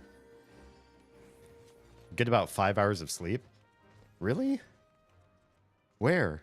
That's every hour that you're not streaming and day jobbing. Almost every single hour. I mean, it's amazing. I love streaming content more than anything. I'm learning that that is me too. I'm willing to push to get there. Awesome. It sounds like you've got the mentality for success. Oh, this is gonna hurt. Ooh. Oh, why didn't that hit me? Does this guy actually have like a smaller AoE than he used to? Also, we're like on a team of... Nobody's a sprout, but we're going very, very slow in this particular dungeon. I've actually been doing my teeth wrong for 40 plus years. See, that's what I'm talking about. Blaisdell, you made a joke, but at the same time, like, yo, this could be a real thing. Hey, how do you all, you know, do this little thing? How are you guys in the... I don't know if I'd want to take anybody in the shower with me, but like, you know, just learning about humaning and routining. Some of us came from bad upbringing, and to like watch somebody else do something that helps us learn, that gives us insight into a better way to do life. It sounds awesome. The new dentist explained it to me, and I face palmed. May I ask what it was that sort of was so off kilter for you that you've now course corrected, if you don't mind sharing? Oof, oof, oof. What is your day job? Are you asking me, Nether, or both of us? How do you brush your teeth wrong? It can happen. I mean, I've watched people do all sorts of things that they're like, oh yeah, this is how I tie my shoes, or like, this is how I hold a chopstick, or I don't know. You never know. If you don't compare stuff with other people, if you just navigate your whole life alone, and you don't have notes with others that you share, I mean, that's part of what my Wednesday streams are about, like talking about things in an organic environment where we can all sort of compare with each other and learn how things might be better for us, or how we might have been doing something wrong or weird all along. Is this guy still invulnerable? Oh, no, we got him. He's on the purple, or the blue, or whatever you call this color. Blurple. I just use a Sonicare. Okay, not everybody makes Sonicare money, Jan. Build transformers for guitar amps? You what? I play guitar? That's so cool. How did you said a friend got you that job? You could definitely... Could you live stream that? I was just going to say you could definitely live stream that, but now I'm not sure if that's entirely possible. But if I were building stuff as a job, I would also want to live stream that. Why not? I hope I'm not giving you ideas to be on stream like 24/7. You do still need some private time for your life at some point. Oh, where's the next one? Way over here. I don't remember this one ever spawning. Ow. This is a awkward place to try to stand and fight. Here, over here, over here. Oh, I meant Damien. So Nico and I work in... This guy's not figuring it out. He must be new, but he's not a sprout. Or he just doesn't remember this dungeon because it's old and maybe you don't get this one in RNG very often. Nico and I work in... what do I want to say? It's like legal infrastructure. So lawyers need services and stuff that they don't know how to go get on their own. Or they might know, but they don't want to pay the money and the time to do all of that. So they find headhunter agencies, matchmakers, if you will, for various contract workers that they need to do their job, their depositions, trials, and all that sort of stuff. And I work in the background part of that. I don't have to talk to lawyers all day, which makes me happy. but I make the whole undercarriage function. It's largely an tech nerd sort of job. I analyze things, and then I tell people what needs to change. Or I do the change myself if I have the credentials.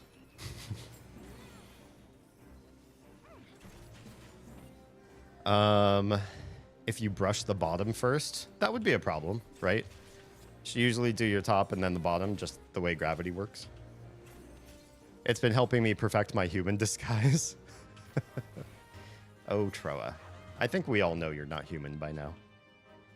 Hard to explain, but if you aren't supposed to scrub back and forth, you should place them into your gums at a 45-degree angle and roll outward, down or up. I knew about the rolling and the like up and down motion.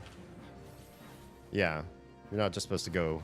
I think when most people like pantomime toothbrushing, they sometimes think of it as sort of like a side-to-side motion. But it's generally you want to go with the like grain of the teeth because your teeth have lines and ridges.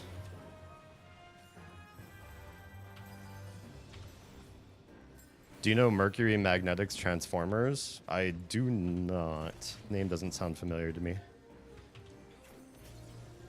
There's a machine like a sewing machine to wind the bobbins. That's been done by two sisters who have been doing it for 40 years. That's amazing.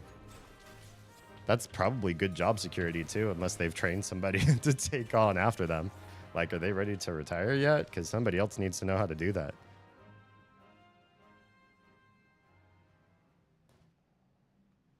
Laminate, varnish, assemble, test, package, and ship.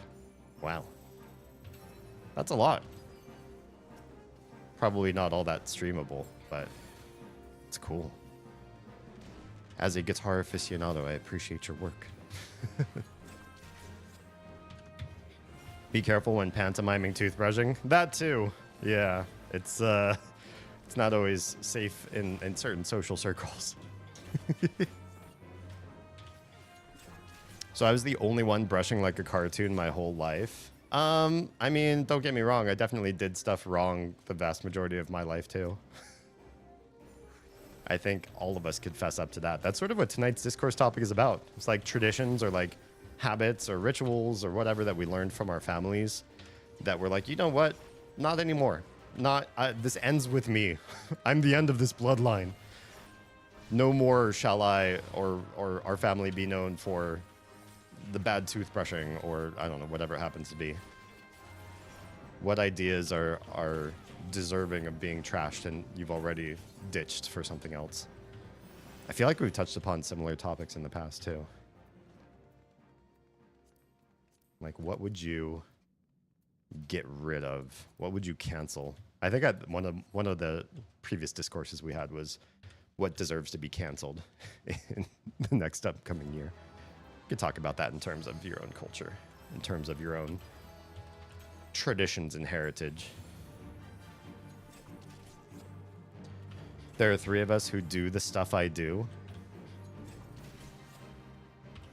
That's still pretty good job security. If you're trained and you're good at what you do and there's only 2 other people, then you're probably pretty important. How long have you been building transistors? Did I say that right? Transformers. Yeah. It's like, I'm not saying transistor. That's something else.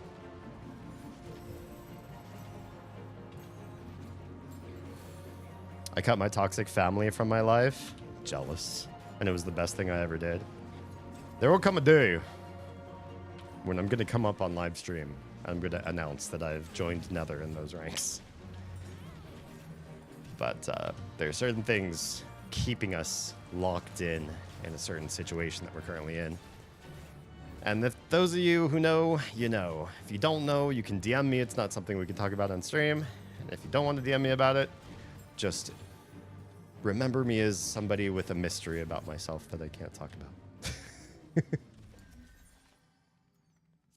But yes, quitting toxic family is maybe number 1 on my wish list. for the future of my life. I picked religion for the cancel topic too. I think I remember that, yeah. I've been working there for about, only 1.5 months. How are you liking it so far? You're still pretty new. You haven't gotten the stars knocked out of your eyes just yet. Oy. I don't want to step in there. Our tank is like towing the edge of that counter thing, and I don't think he's actually triggering it, to be honest. Oh, he got it. No, he didn't. It just disappeared with a spell thingy. Gotta stand in it. You gotta take some damage, yo. You'll get your health back. Just get over here and stand. There we go. There we go. I'm new, but they were short-handed, so I had to learn fast. That's a good skill to be able to say that you have. Good to put on your resume. Like, hey, I'm highly trainable in all sorts of cool things. You picked me up, or, you know, for your next company you work at. The last company picked me up, needed me to do something I'd never done before in my entire life, and I learned it at the drop of a hat and became one of a specialized few capable of doing this task or this skill set. Big hugs, man. Being stuck to people who aren't healthy for you is rough. This is the hardest season of my life. The last season of my life that was as hard as this was going through a divorce. And in that one, I saw my exit. It was filing for divorce. So it was awful, but at the same time, it was awful in a way like I didn't want to upend my entire life. You build a marriage with somebody you expect to sort of like be with them for life, and you create a network of friends and resources and everything in a certain way, such that it's not meant to be dismantled. So dismantling that and going off and getting a divorce is not something that should be taken lightly. It sucks. Divorce sucks. But if it's the best solution to solving something, then the knowledge that you have this out could be like something that saves your mental health, keeps you going, gets you out of bed. And for me, it did. It was, it was like this thing I really hated I had to do, but I needed it so badly. And I don't have that option currently. Oh, did I just aggro this guy? Yo, what the heck? I was way over here in BFE. Who said you could just randomly up and see me? I did not want somebody to notice me. Ow. The job can be kind of rough, but like I said, it's pretty low stress, and my friend is kind of the manager. Oh, well then that's a huge help. Great convo through the day. Oh, that's awesome. We need to focus on this, yo. I went through a breakup in November, wrecked me. I am not, I'm not a fond break-upper. If I ever have to, and I haven't had too many times in my life, but when I've had to, it's been awful. I'm what I lovingly call a serial monogamist.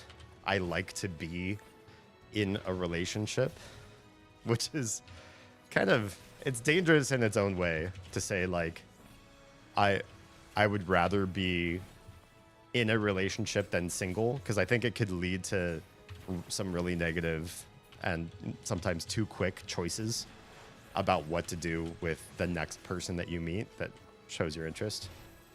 And so I'm a little bit guarded about myself and how I enter new relationships as a result. Maybe to the point where I sort of interrogate and grill new people to see if they're going to be a promising fit. But sometimes breakups are necessary. I hate them. They're awful to me. My condolences that you went through a really bad one. We're not going to make this, are we? I'm the only one who has, like, health. These two are going to die, and then I'm going to try to solo this guy, and it's not going to work. Oh, especially in this phase. I think he does more damage here. I don't think we're going to survive this. I'll try, though. Let's see if I can get this guy. Uh-oh, I'm dead. I'm dead because I'm standing in the goo, and he just... Me using the limit break is what killed me. I don't know that they're going to make it. Yeah. I'm serially monogamous with your mothers. You're welcome to mine. She's been in the grave for 3 years, so, you know. Hard fap, but good luck.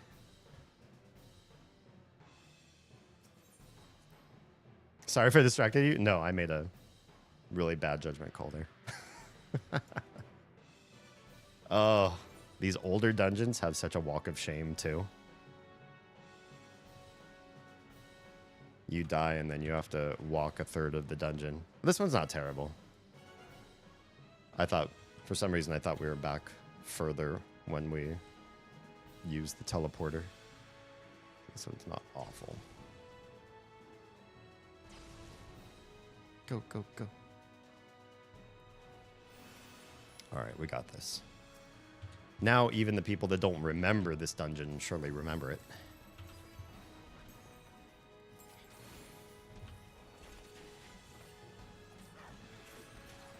I also made a bad judgment call with my last comment. You're good. I deliberately raked you over the rails on that one. Rails? The coals? Raked you over the coals on that one. Because I knew out of anybody who could respond to you, I had the worst, most terrible response that somebody could give for your joke. And just like, yeah, make it very dark. I'm a big fan of dark humor. My only problem with dark humorists is a lot of them rely on like hurting other people, or especially talking about, I think, immutable differences between people. And that kind of stuff is not aged very well. So I don't want to say like I like dark comedians, because inevitably somebody will be like, oh, do you like this guy? Because that guy's a total racist, or they're a total like whatever it happens to be. Oh, did this guy not target me? It looked like he was just about to do something awful to me.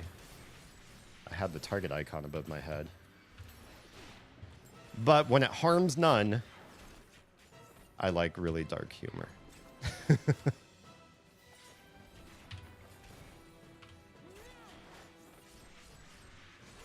Yeah, I was hoping to see if maybe one day, at some point in the near future, I could find a way to transition to a part-time job. But the thing that makes me nervous about part-time jobs is you don't earn the same amount of money doing part-time work as you do during full-time work in an hour. Does that make sense? Obviously, if you're working 20 hours a week and somebody else is working 40 hours a week, they earn more than you in general because they're working more hours. But the other part of it is, too, is your part-time job offerings that exist, at least where I live, are capped at a certain amount of earning. So if I wanted to get the same hourly wages that I feel like I would need in order to make this household run, in order to pay for the lights to stay on and the roof over our heads and the food in our bellies and all that kind of stuff, I need to make, you know, X amount of dollars, and I can do that with the day job I have. But I couldn't, I don't think, unless I learn something new about the world of part-time jobs, I don't know of a part-time job that has the same hourly rate that would allow me to take both the cut in hours and the presumable cut in hourly wage as well. Unless because I was able to do more full-time content creation, I could really suddenly expand the earning base of that to make up for a vast amount of dropped income. I have a few other secret plans up my sleeve, though. So I'm talking about this a little bit fatalistic, like, I don't know if I can do this. I think I can. And those of you who have been with the community for the last year or two probably know I have big ambitions and big plans to make this a full-time endeavor and cover, you know, the household. Oh shit, died on the second jump. And some of that I'm playing really close to the chest. Some of that I actually can't talk about on stream, so you know, I'm not trying to be sneaky or mysterious. Just I have limitations to what I can and can't say. These nuts and pine cones make me nervous. They're high anxiety inducing type of jump. And the fact that they're right there at the beginning to set the stage for how difficult this particular jumping puzzle platforms or this tile set is, it's proof that you're gonna have a bad time. The other styles of jumping puzzles are definitely easier than the mushrooms and acorns one. There's usually something here in the middle. I guess not this time. It sucks. I'm in tech and I would kill for a part-time job where I make 50%. You mean make half of your wages? I know you'd be making half your hours per whatever. You'd be putting in half the hours, but you mean your wages would drop more than 50%? I don't know if mine would drop more than 50%. I'm not a high earner, but I also definitely don't feel like I could find my wage in a part-time job at all. Not anywhere. Unless, I don't know, unless things have changed since the last time I looked. I haven't been job hunting for a little bit, so thankfully. I can drop down to part-time anytime I want at the current job. That's awesome. That is so cool. You guys hiring?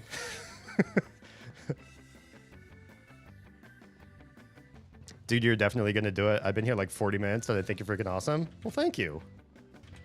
I'm already a fan of you because if Jam and Aya both know you, then you have like immediate clout. You're already a friend in my eyes. Because I like both of them quite a lot.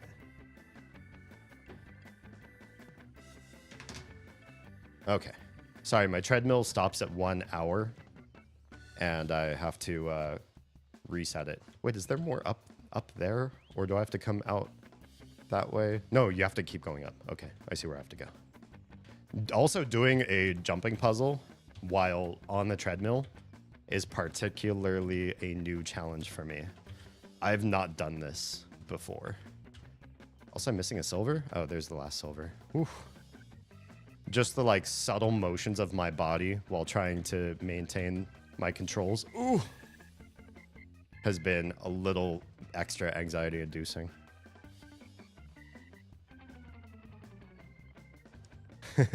Thanks for the hallway hype, Oz. Half money total for half time total? Oh, half money total. So you'd be working the same hourly wage, right? Yeah, same hourly. That would be the dream. I think if we ever want to consider ourselves like a country where the words American dream can still be uttered, you have to think about like, how do you get a dream accomplished? In what time?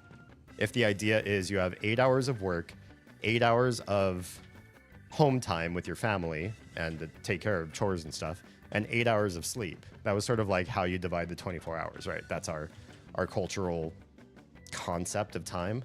Where in there do you get the ambition and resources to go on to your next big thing to make the American dream work? Where? How? Doing part-time work and still making enough to see all of your needs accomplished, that would be the dream. So yeah, that would be amazing. Sounds like you've been adopted. Yes, if you have enough of a vouch right out of the gate, you're instantly adopted. Aya found me when I was doing the Mist series. You were playing the Mist series? I'm playing the Mist series. We started at the beginning of 2024. It took a bit of a hiatus to do spooky games around October. And we're back in it again. My YouTube channel and the playlists tab has every Mist game, including I played through Riven twice because the new Riven just came out last year. And so I was like, okay, you guys, well, this was just like serendipitous. I have to play this now. So we played the new Riven, which was pretty amazing, honestly. And yeah, we're on Uru right now. Uru live. Oz and I are playing it together. It is very different. A very different experience so far. Aya is now one of my absolute favorite people. Oh, I love that. I'm going to tackle hug her if we ever get to meet IRL in one day. Jam just started coming to stream when I started doing Enshrouded and has been awesome. I love this. Look at the like cute, just the tribe that we're building. All these amazing people that spider across this web. Obviously, not all of my fans are specifically here for one type of content or the other, but you all kind of like loosely connect up with each other. One of my favorite things to do also, and it sounds like this is happening specifically with Nether, is pop into somebody else's stream based on like a raid recommendation and then find out how many people I know are hanging out in that stream. Like, oh shit, I know you. Or like, oh, I did not expect you were following this person. There was another Jam, for example, before Jam Gobar, that I hadn't seen in a while. He used to be a fan of like my whole community of streamers. And then this other person I had randomly raided out to 4 years ago, I found he was still hanging out in that person's streams. I was like, oh, here you are. You're still using Twitch. And you know, no hard feelings. If something stops being your vibe or you're just like, you know what? I don't want to sub or Patreon or whatever to this person anymore. I kind of have different interests now, or I'm just moving on, or I got bored of this person. Not a big deal. We all do it, right? But it's just fun and cool to see like where everybody settles down, where they move to, who they're connected with, who's friends with whom, who gets blamed when a raid happens. Yeah. That's so cool. Speaking of, we were referencing Kit earlier, but just not by name. Kit, how are you? I feel like it's been a little while, and I've missed you. So welcome back. We were talking about leaving behind family traditions and what's the word I'm looking for? Culture to create something better. I'm sure you know a little bit about that from based on what we remember about you.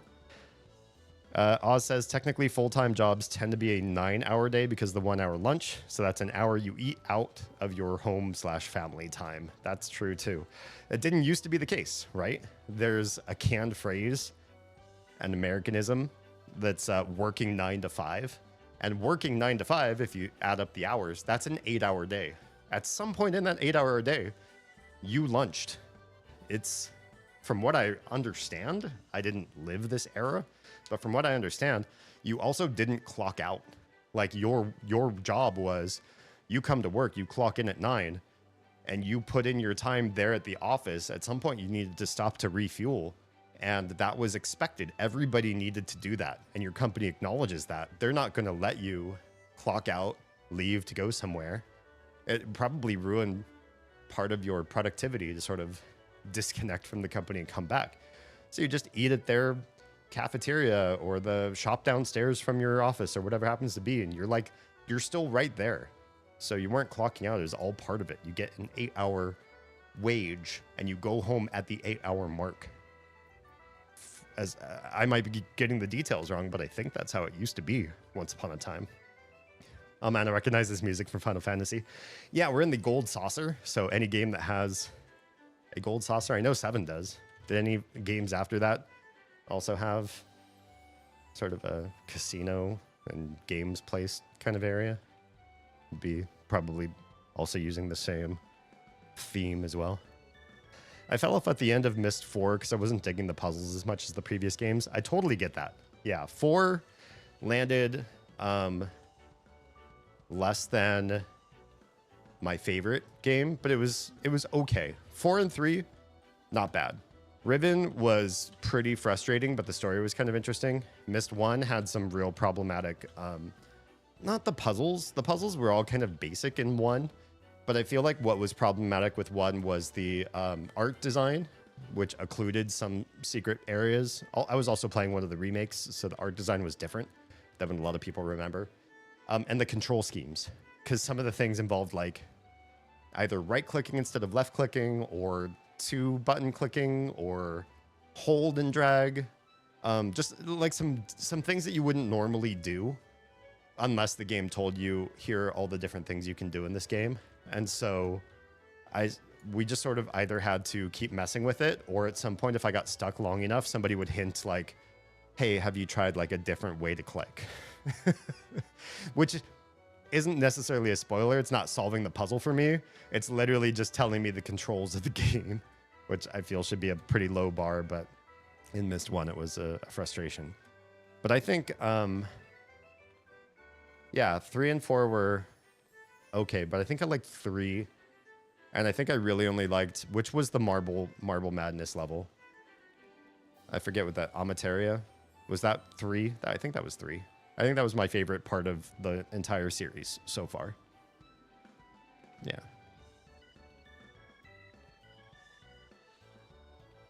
Uh-oh, what did I do? Oh, you were here in the Green Hell times giving me advice on how to play the game. And very few people watched me in the Green Hell times, so it was very memorable that you were there. Oh yeah, dude, religious holidays definitely not so celebrated anymore. I have a sister who wished me a happy Fat Tuesday, which is the day that you have just before Lent. And I'm like, but I don't do Lent. And what's weirder is she doesn't do Lent.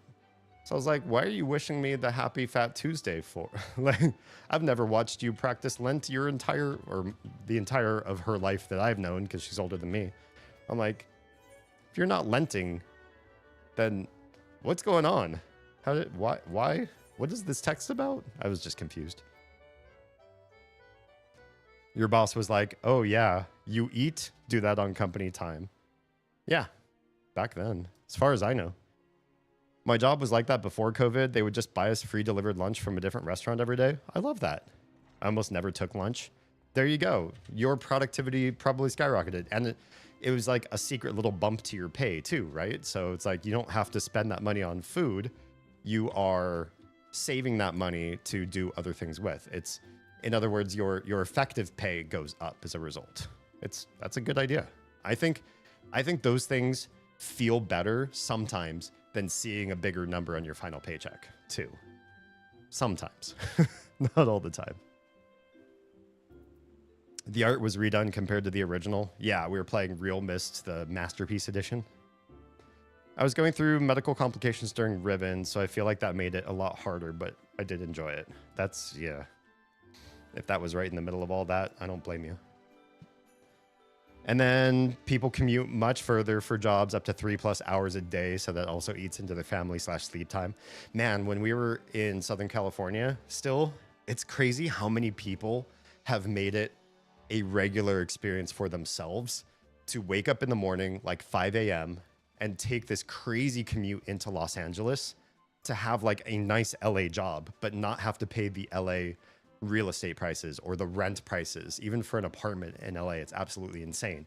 So you just live somewhere where you can actually afford having a quality of life, and then you go and you make the money that can only be made in a big city. So you've got the best of both worlds. Here's the kicker. If you're the breadwinner and you're doing that, your family doesn't see you.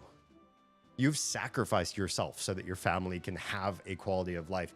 But you, the bread earner, the bacon maker, whatever you want to bring home the bacon, that person is living in the car, at their job, or asleep. And the amount of time, the sliver of time they have left for family connectivity is so minimal. I just really feel for those families. As somebody who has as much connectivity with my family as I do, I can't imagine a world where I live most of my life at the office or in a car. It sucks. But hey, maybe not everybody likes their family that much, in which case, go for it. Basically, the workday can be anything from 9.5 to 12 hours a day. Yeah, 100%. 3, much more than 4. Yeah, Amateria is 3. Yeah. That was my favorite. Even now, I think that part of the series so far was the best done. The best puzzles, the best aesthetic, the best ending to an age. Everything about that place is practically flawless. There are flaws in almost every other part. I get the nostalgia, but it's a flawed game series. My mom was the one who had to have certain traditions. When she moved to live with her sister in a different state, I took about 2 years of not doing any of those traditions. I don't blame you. After the break, I sat everyone down and asked them what things they needed to make insert holidays feel right. I love that. So in other words, you're like, I just need a detox. You took a detox, you had a break, and then you're like, okay, let's come back and rebuild from scratch, right? You take a look at the things that people have then missed for 2 years, like, oh, I really wish we could do this, or what if we did it this way? And you make your own brand new family core out of that. And I'm sure you're also the sort of parent who would encourage your kids to sort of do the same as they develop out, what they want in their lives. In other words, critically think about what you've been given and decide what is allowed to stay in your life versus what's not, instead of just shoehorning somebody else's ideas and experiences in. Sounds ideal. When the company absorbs your lunch into the proper 8-hour day, you don't have to figure out when to break your flow. Yeah, that's true too. That is true. Hugs and love being sent digitally to you. Yeah, Oz has definitely been having a medical journey this last year, going into this year as well. And we're just trying to discover where normal is going to be, try to get some answers to some mysteries there. And yeah, we're just hunkered down and making sure that every day succeeds so that we're able to get to the next day. For those of you that don't know, if you rated in, you don't know who I'm talking about as far as Oz, the streamer of Oz, the person you're seeing in Twitch chat right now, is my wife and the mother of my 2 children, and is upstairs right now, chatting with you all. Yeah. I have a small beef with Lent. I think it is great people are learning more about their willpower and sacrifice. What irks me is to connect it to crucifixion. I can imagine Jesus saying, oh, you gave up soda and chocolate for a few weeks. Cool, cool, cool. I mean, I died. But yeah, same. Right. The thing that I find odd about Lent is I feel like it is a temporary sacrifice that you then plunge back into again later on in your life. And they tend to be like low impact things. They tend to be dietary, right?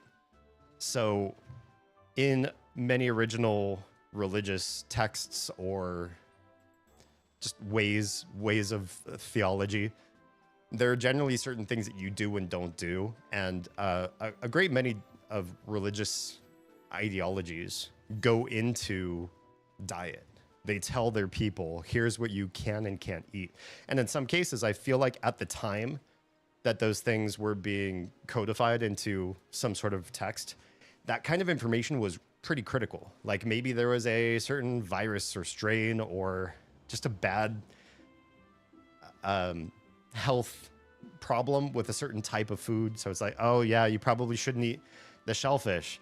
Why? Because, for generations, we've watched people eat shellfish and like have bad babies or like get medical complications later on in their lives or some of that stuff I think was actually analytical of what was going on at the time. Some things too, when they talk about being fruitful and like spreading your seed and passing the word and all that sort of stuff was also an attempt at being mimetic of a certain cultural idea. If you tell your congregation, you should all be celibate and you shouldn't tell any outsider about our faith, that faith will die, right? Whereas the ones that were like, hey, we want you to interbreed and pass the word and have many, many babies, you have 12 babies each, and tell everybody about the word. Like that, those religions succeeded because you're virally spreading at the time in the way that they knew how to before big tech, right? But when it comes to making rules like that, you usually are an adherent of your faith for life, and you start on that journey at some point, usually when you're young, and you make those changes and you keep those changes. So the idea that you should ever make a change for a little season of your life and then go back to your lascivious ways afterwards always felt really weird to me. Like if you give something up for Lent or for anything else, you should give it up. If you come back and fall off the wagon again later, that's, you know, between you and your faith or whatever. Like, oh, my faith says no alcohol, and then I had a really bad traumatic experience or after somebody's death or a bad breakup or whatever, and I started drinking again. You know, that's different. That's not a prescribed calendar day when you can go back to your wicked ways. I feel like Lent is, let's purify for a little while. It's true of Ramadan. This is true of any, like, sort of take a period of time and then go back to your regular life again later. Is it better than just like living as a hedon? Maybe. But I think the real goal of religious traditions is become better throughout your life. Don't go through a cycle of periodic introspection and then rubber banding back to your worldly closed eyes state afterwards. But I am speaking as somebody who does not practice Lent, so maybe Lent practicers have a different experience than I do and would share a different opinion. Yeah.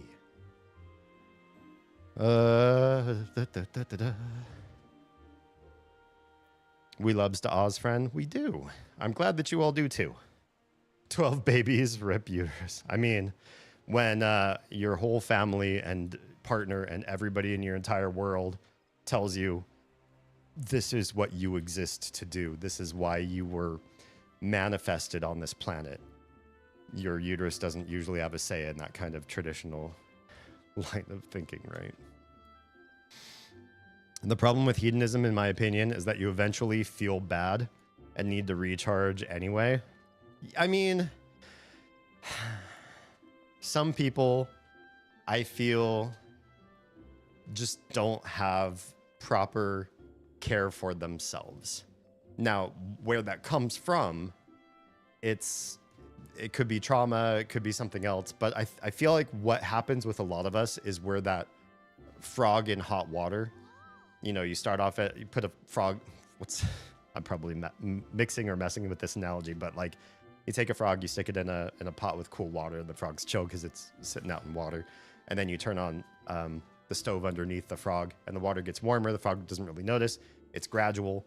Pretty soon the frog is boiling before they realize that it's time for them to jump out and get away because they've gradually acclimated to the slow change in water temperature. I don't feel like that's accurate, but it's trying to explain a greater point. See some of you on the other side of ads.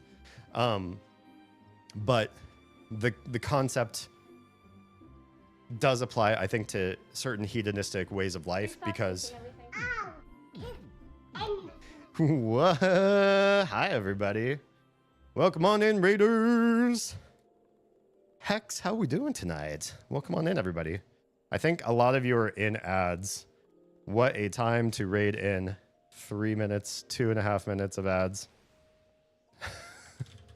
See you on the other side of ads, everyone. Heart. Gotta head out and it's actually attempt to sleep. Well, Nether's probably gone by the time we get back from ads, so somebody tell Nether to have a good night. Actually, I can... Good night and thanks for the great chats, I will say. Doing okay, how are you? Hex, can you hear the sound of my voice? Is anybody in here a Twitch Turbo person and therefore can skip ads and just be here with me in the moment? If so, welcome Raiders. If not, I will see you all, the rest of you, in 2 minutes. If Damien couldn't do hedonism, I'd have been banned ages ago. No, I can understand hedonism. I'm also just trying to not. I can hear you. I'm a turbo human. Nice. Thanks for choosing to trust me with your community, as misguided as that choice might be. We are talking about leaving behind bad family traditions and culture. My ring light is broken. I don't usually do this atmospheric bad lighting, but here we are. I've tried to tweak all the wiring and push and pull on every cable on the ring light, and I think it's just dead. I think it's time to call time of death. Later, Nether. Yeah. Welcome. What were we playing this evening? Let's do a shout out while we have one more minute for everybody to come back in.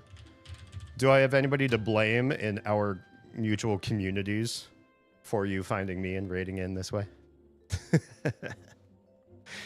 Sorry about your light. I mean, it served. I don't know. It didn't actually serve that long. It served its good lifetime. This is a Razer, by the way. If anybody wants a ring light, probably don't choose the one made by Razer. But yeah, just have to pick another one up in the next couple days. Resident Evil, which one? What were we playing? Welcome back, Kit. Oh, you're back fast.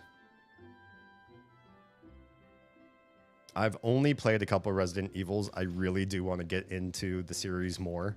It looks like 4, 7, and 8 are the ones that everybody says I really need to play the most. I've been following for a while. Oh, I'm a habitual lurker, but probably Deathbot carriers were the first person in mutual acquaintances. Then you're awesome. You're immediately vouched. Thank you for being friends with the moth. Shay and I go back like, I don't know, almost to the beginning of her streaming. Oz first found her, I think, through Raid, and then we became great friends. She was living here with us up until sort of the end of 2024.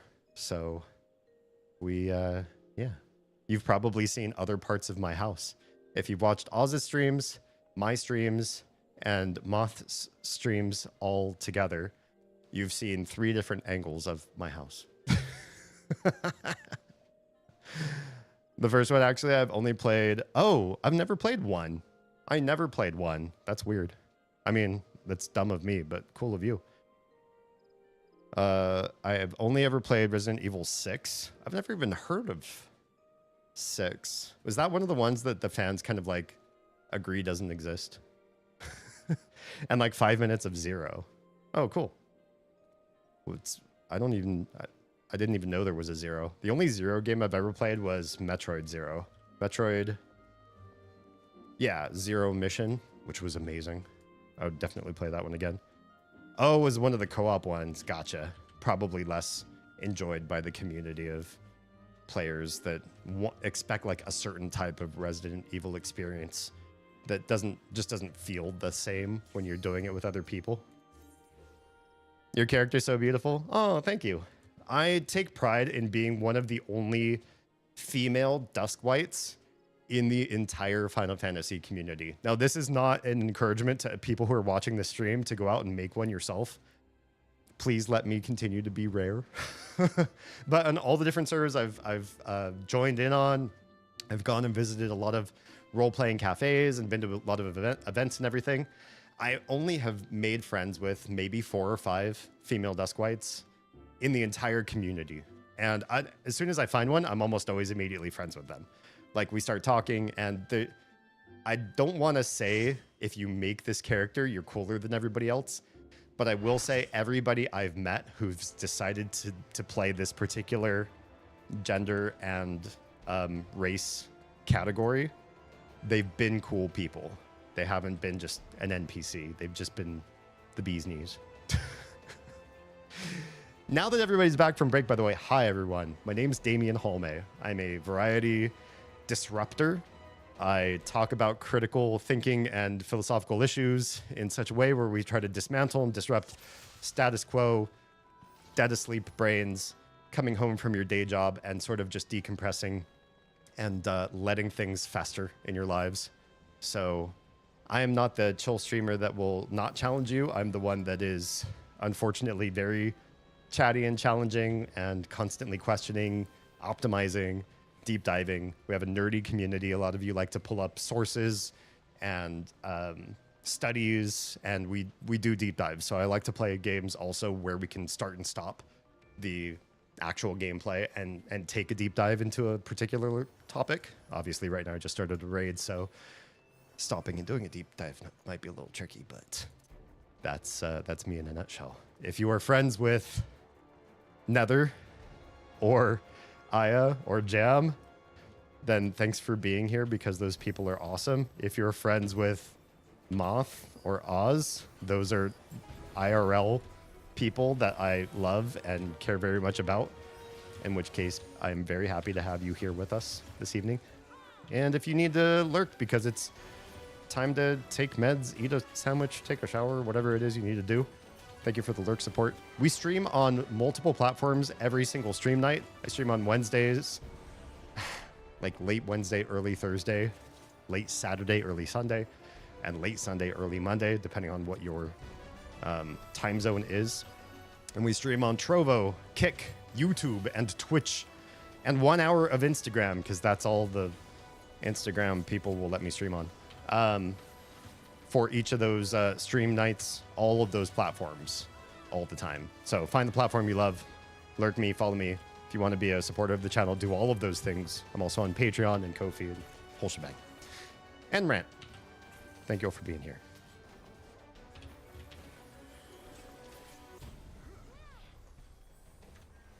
A lot of people I have talked to do not like it. One is kicking my butt, though. I imagine it would have to be hard to be good. If it was arcadey and just like so easy to kill all the zombies and do all the things, then I don't know if it would have the same stayability. But I think they deliberately made a game where, correct me if I'm wrong, it's not just horror, but it's like horror survival. So you only have so much ammo. Your answer isn't always like, I'm just going to go and shoot the things from far away until I survive and succeed. So you have to be more strategic and careful. And there's that sense of, I don't know if I've overspent my resources. I don't know if I can continue playing. I don't know if I've soft locked myself from progress in the game. And that's much more memorable. Imagine like a game like that versus a game like House of the Dead, you know, arcade game where you just have infinite ammo and your job is to just shoot the zombies until they die and you keep pumping more quarters into the game. That's not very memorable because you only have one task, and that's to keep shooting. So it gets old real fast. Exactly. I'm now worried about how much ammo I have left and how much access to heals I have. Oof. Yeah. That's a different type of nervousness that I think that people didn't have in previous horror games. It was always kind of like the, you know, how quick can something kill you? There are a lot of, I think, cat and mouse games in the horror genre of like where if the monster sees you, you just die. And that can only get you so far after a while. There has to be some other sort of crunch that you feel, some other feeling of, if I don't manage this game right, I'm in big trouble. And they can't always be, I'm going to hide in closets or lockers until the fear has subsided or the scary thing has moved on. That's one thing that I think the Resident Evil series brought to the genre that it desperately needed. I love horror. I love horror movies. I love horror everything. But it can't stay in the same vein. There's a reason why when you watch old movies, like especially black and white horror films, they just don't hit right anymore. And I think a big part of that is we've moved on past what makes things scary, or we've overused them. I think that's true for everything. Everything has to constantly sort of figure out what's the next big thing? How can we change this? How can we tweak this? How can we make it fresh so that people will still enjoy it in the future? And you cannot stick to the same things that used to scare people back in the past, because it's like diminishing returns in economy, right? Over time, if you keep eating zombie movies, you don't eat them, consuming zombie movies all the time, eventually slow, shambling corpses that try to eat your brains are going to not be scary the same way. You have to figure something else out. Yeah.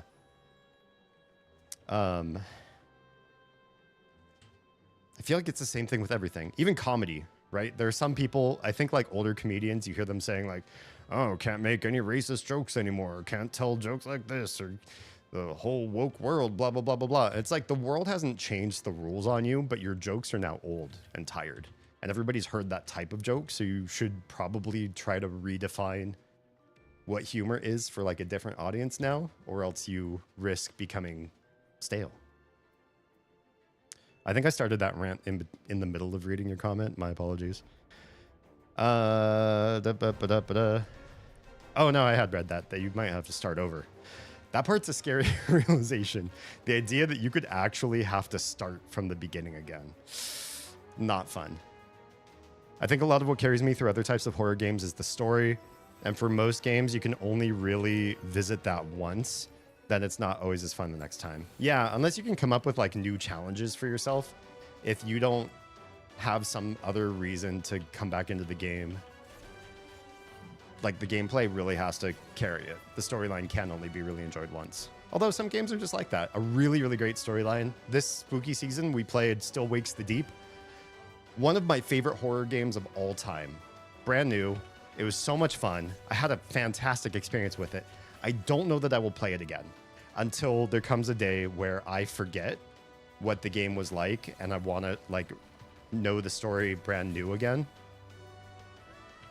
But there really isn't a lot to redo or replay. That said, it was, again, probably one of the best horror games I think I've ever played. Companion 2025 is good. I've heard about this. I have an open browser tab that says I need to go check this out. You've seen it? I need to understand. I'm very excited for new creepy things. As a horror lover, though, I can appreciate a lot of the older movies, but you have to just really love it. Don't get me wrong. The reason why I know that older movies don't slap the same is because I've watched them all. And there are still some older movies that I think do horror right. They are timeless. They are great at what they do. Maybe not all the way back to like the black and white era, but there are definitely some older movies that I think the way that they are scary is still scary today. Rosemary's Baby is a great example of that, where the concept behind the movie, trying not to spoil it for anybody that would like to watch old horror movies and hasn't seen this particular one. The idea is to create a sense of distrust in the trusted resources around you. How do you ever outgrow that? That is a fear that will always connect with humanity, right? The notion that these are my family, my tribe, my people that I rely on. This is who will keep me safe and move me through the struggles in life. And then you find out you cannot necessarily rely on that resource. How much despair would you feel in that situation? That's timeless. It's wonderful. What I tell people is if you watch horror, you will watch a lot of terrible movies to find that gem. That is so true. Hex, that is the biggest truth of the horror genre. I feel like if you like explosions and car chases and gunfights, you will find a million movies that do that, and they will all probably scratch your itch. If you like horror and that is your thing, you will have to watch so many vinyl and plastic and latex goo movies, blood pumps, animatronics, claymation. That's all garbage. It all falls really flat. It's lame. It's awful. The story doesn't carry. The acting is like a porn movie. And you will have to live through so much of that to find the good movies. Now, some of those can still be kind of fun, especially if you're the sort of person that's like down to do a drinking game or whatever, or just like make fun of the experience and just have a good time and not worry about watching a cinematic gem. But when you are looking for the things that are like cinematically amazing that you will remember and talk about for years, you're going to have to sift through a lot of crap. It's absolutely true.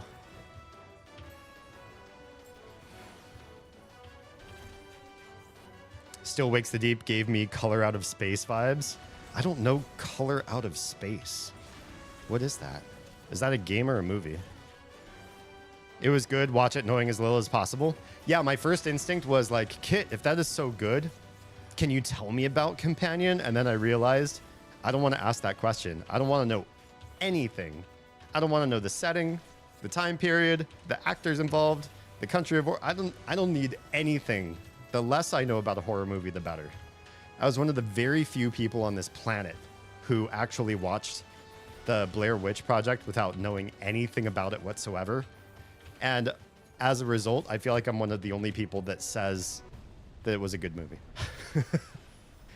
Because it's one of those movies where if you know anything going into it, you've already lessened the experience for yourself. Rosemary's Baby is so good. Honestly, like even today, it is such a chilling movie. I watch so much bad horror. Jam, thank you so much for the lurk. We'll catch you on the other side. I appreciate you supporting our endeavors even when you're not at keys. Those good ones really hit though. I think they're necessary. They're necessary to keep people watching the bad ones. Every once in a while, a great cinematic horror classic, even a new classic, is what will keep the genre going so that the next 50 bad ones can be made. They breathe new life into the universe of horror. Kind of like what we were talking about with MMOs earlier, right? Sometimes you need to sift through 50 bad ideas to get to a really great one. All right. It was good. Watch it. That's all. I will have to find a way to. Actually, my mother-in-law will be in town next month. And maybe we'll have to find... I hope it's still in theaters. Maybe we'll have to find a way to watch it while she's able to watch the littles. Okay, so... Color Out of Space was a Lovecraft book, but there's a recent film with Nicolas Cage. I like Lovecraftian things. I wish I could say I've ever read any of his work, but I've done a lot of consuming of Lovecraftian based like gaming and movies and ideas, and I'm for the universe that he's put together. I've heard some problematic things about the person. I've heard that his art doesn't necessarily last the test of time as being like great, but the legacy that he created, I think, might be worth it. How was the movie?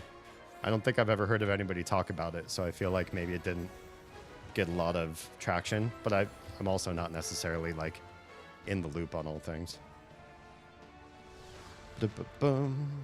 Have a good one. Oh, you're looking for the night. Thanks, Hex. Thanks, Jam. Called you Hex, I'm sorry. I appreciate the going to bed lurks too. I would never ask anybody to leave their machine on to watch me if they're going to go to sleep, except for the streamer of Oz, because she's kind of beholden to doing that kind of thing. But if anybody else ever does that and decides that they're willing to leave their computer on while they sleep just to give me a higher placement in the algorithm, I mean, appreciate your faces. Oh, I'm going to get hit by that one. I was not looking where I was going. Go to the middle. Oh, wow, we got him. Nice. Sometimes being greedy works out. Good stuff. Speaking of Rosemary's Baby, did you watch Apartment 7A? Apartment 7A. What was the apartment horror that we've seen before? There was a... Oh, it wasn't an apartment. It was a hotel. What's the hotel number movie? I think it had... was it John Cusack or something like that? Maybe I'm misremembering. No, I haven't seen this one. 2024. Yeah, in the last few years, I haven't been out to the movies nearly as much as I would like to. No, you can ask me questions all you want. I mean, we're here to chat. This is, if you look at the stream title the stream category, it's just chatting. There might be a game up going on right now, but we're all here to hang out. Amazon Prime. Oh, it's on. We don't have Amazon Prime, but maybe we'll have to do like a Discord night or something.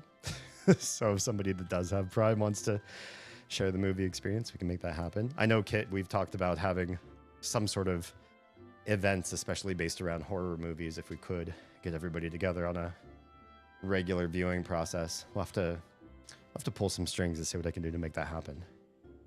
I also have heard a lot of problematic things about Lovecraft as well. Yeah, we went to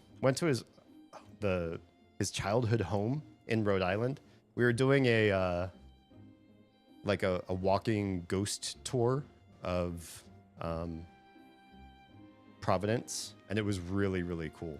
Like, there were so many good creepy places. There are also places where they say, you know, if you do believe in ghosts and you think I'm here on a ghost tour, it would be lovely to feel like I was haunted at some point.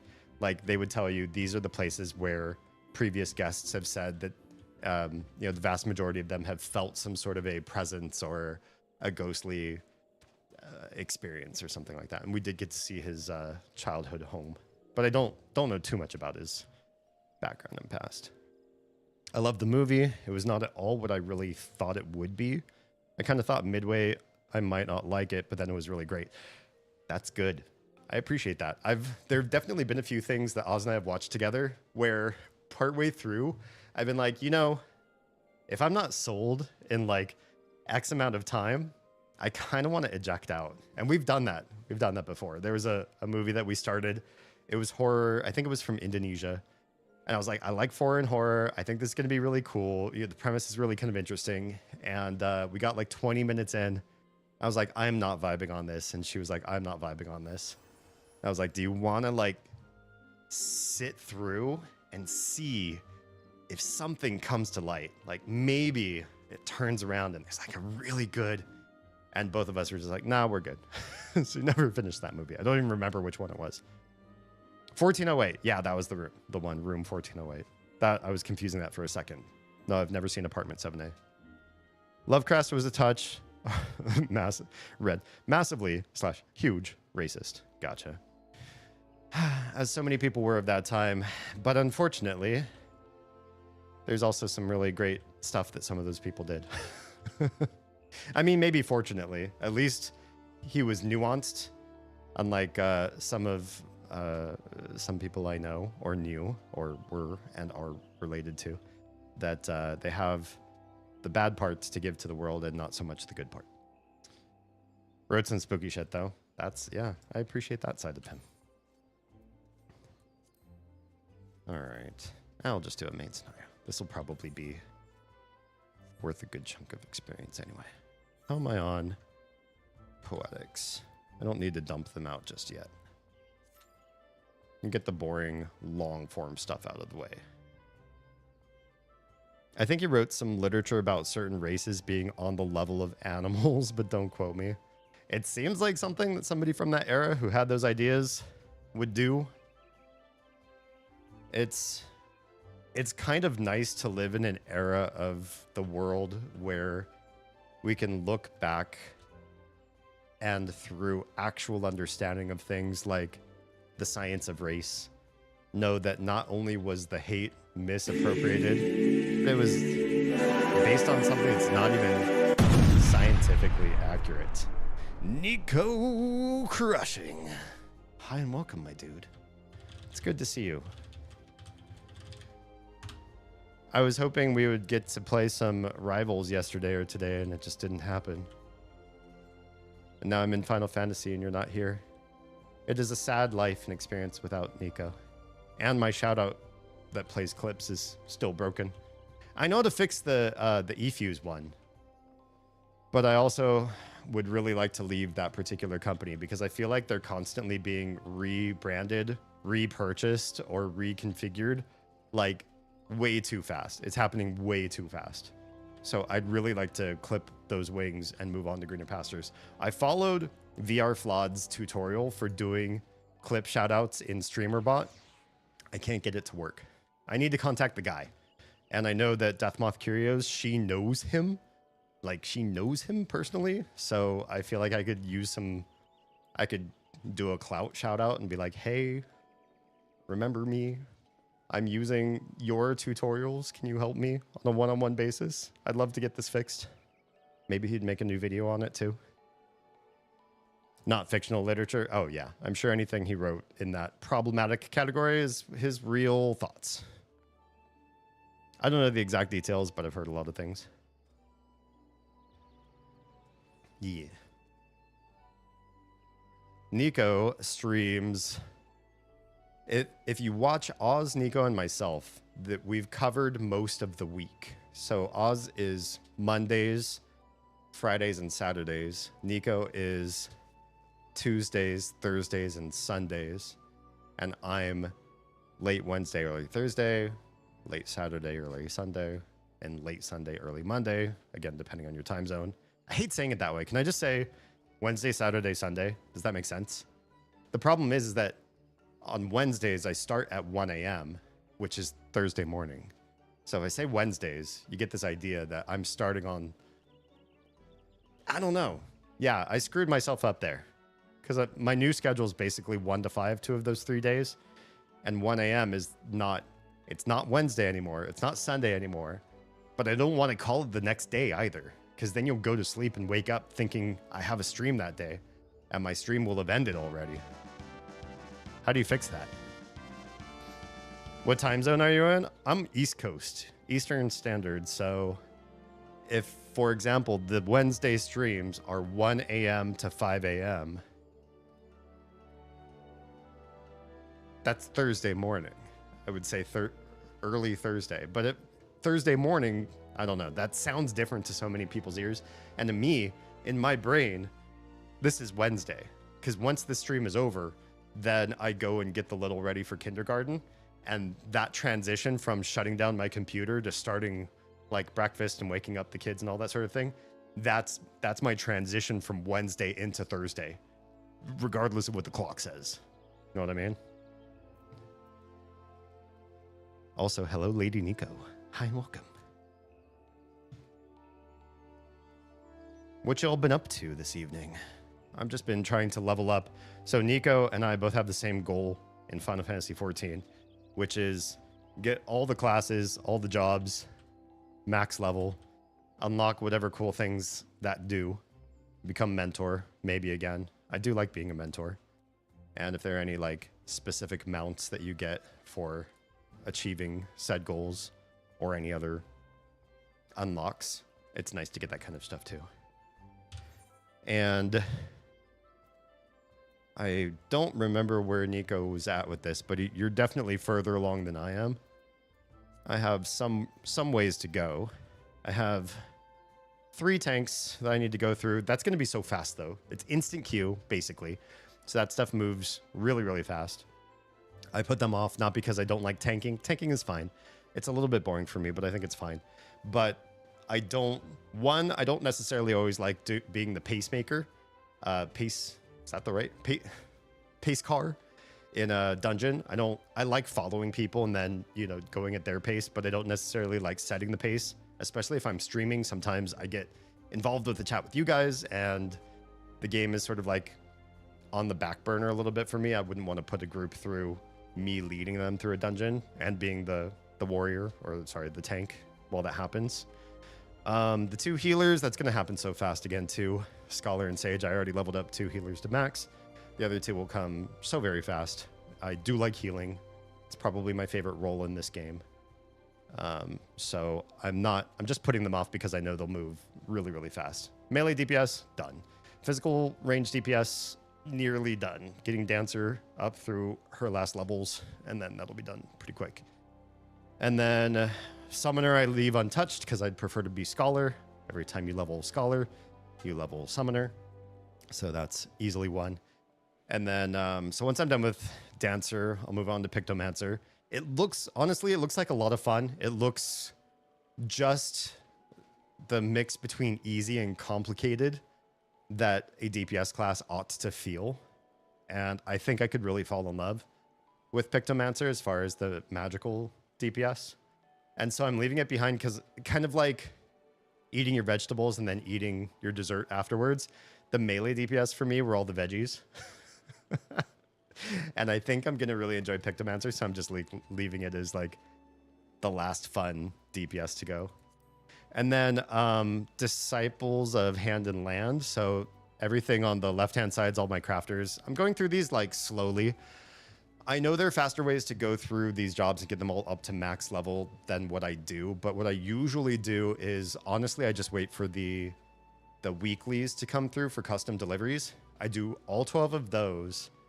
And then I kind of just ignore doing crafting for a while. I feel like it's fast, it's easy, and it's gotten me 3.5 of another job through with very little grind, and I could focus on mostly doing the combat jobs instead. So that's moving really fast.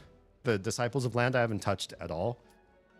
And the main reason why I'm not doing those as like main content, I'm focusing more on combat, is because combat generally doesn't get anything later on in later patches that allow you different types of progress that's fun and engaging, besides just going through dungeons and stuff like that. But crafters and gatherers in the last couple recent expansions have gotten a beast tribe, or what they call society quests now. Some sort of side progression that's been really engaging, really enjoyable side stories, and give you tons of experience for doing relatively easy questing. And that resets on a daily basis as opposed to a weekly basis with custom deliveries. So I also kind of don't want to level up all of those jobs before I'm predicting that we get a society quest for crafters and another one for gatherers in the next few patches. I'd rather wait, do that as my leveling, because I think I would really enjoy that progress. I really enjoyed both of those in the last expansion, the Loporits and the whatever those robots were called. That kind of stuff is where I like to be with those jobs. So that's why I'm holding off there. Speaking of stupid people of the past, that's quite a segue. Forget the guy who is lauded as the father of gynecology. Oh, forget that guy. Instead, learn the name Anarcha. Is that a pseudonym or a real name? Anarcha Westcott, the mother of gynecology. Interesting piece of history. I'm gonna have to look that up. Based on just a badass name. Well, probably she's more than just a badass name if you're mentioning her, but interesting. Definitely will have to. Can you DM me that, actually? My streamer brain, I will forget that by the time I finish stream. But I do like doing deep dives. And I'm newly interested in history and historical figures. When I was growing up and I had to do so for school, when it was mandated of me, that wasn't my bag. I do not like learning history on somebody else's curriculum. To me, it was always so much mindless facts and figures too that do not actually matriculate into anything useful for the vast majority of students that learn it. Like if you're going into civil or public work, sure, you think you're going to be a politician of some sorts, all the way from the local level to the federal level. I think you need as much of that as possible. But in so many ways, I have not been explained well why we need history. Although Lady Nico has probably given the best argument out of everybody I've heard, both on stream and in real life. And that's majority of when you have the capacity to make choices that affect the future progress of your municipality, your nation, your influence over other people. How are you going to protect yourself from the mistakes of the past unless you know what they are and you have educated yourself in the ways in which we've misstepped so that you can better align with the interests of the future? Learn from what other people have done wrong. If you're still listening, Lady Nico, did I get your point of view in a nutshell? I hope. I've proven to you I listen intently and learn from the things that you teach me. She was a slave who underwent over 30-something surgeries without anesthesia. What the heck? How is that even... wouldn't you just go into shock at some point? Or maybe her pain tolerance... I don't know. That's insane. She had a traumatic childbirth injury. The asshole doctor basically mapped female anatomy through those surgeries. Oof. Oof. This sounds like a horror story waiting to be written. They gave her some opium. Okay. Jeez. if nothing else makes you happy to be alive in this era, because politics are bad, connection with friends and family might not be the best compared to previous generations or times, and economy, real estate, job market, especially if you live in the US at these times, you might be in some serious question about how you're going to make it another 4 years on this planet. But at least the medical fear factor, while still very real and especially still a threat in the US, is not what it used to be. That's insane.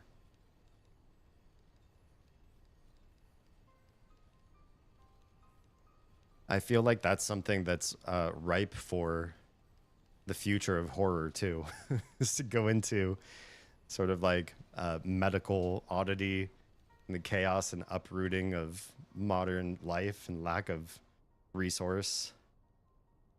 Although maybe we're all living it so much that it's less horror and more documentary at this point. I'm gonna make it out of spite. Yes! Do it! I believe in you, Kit.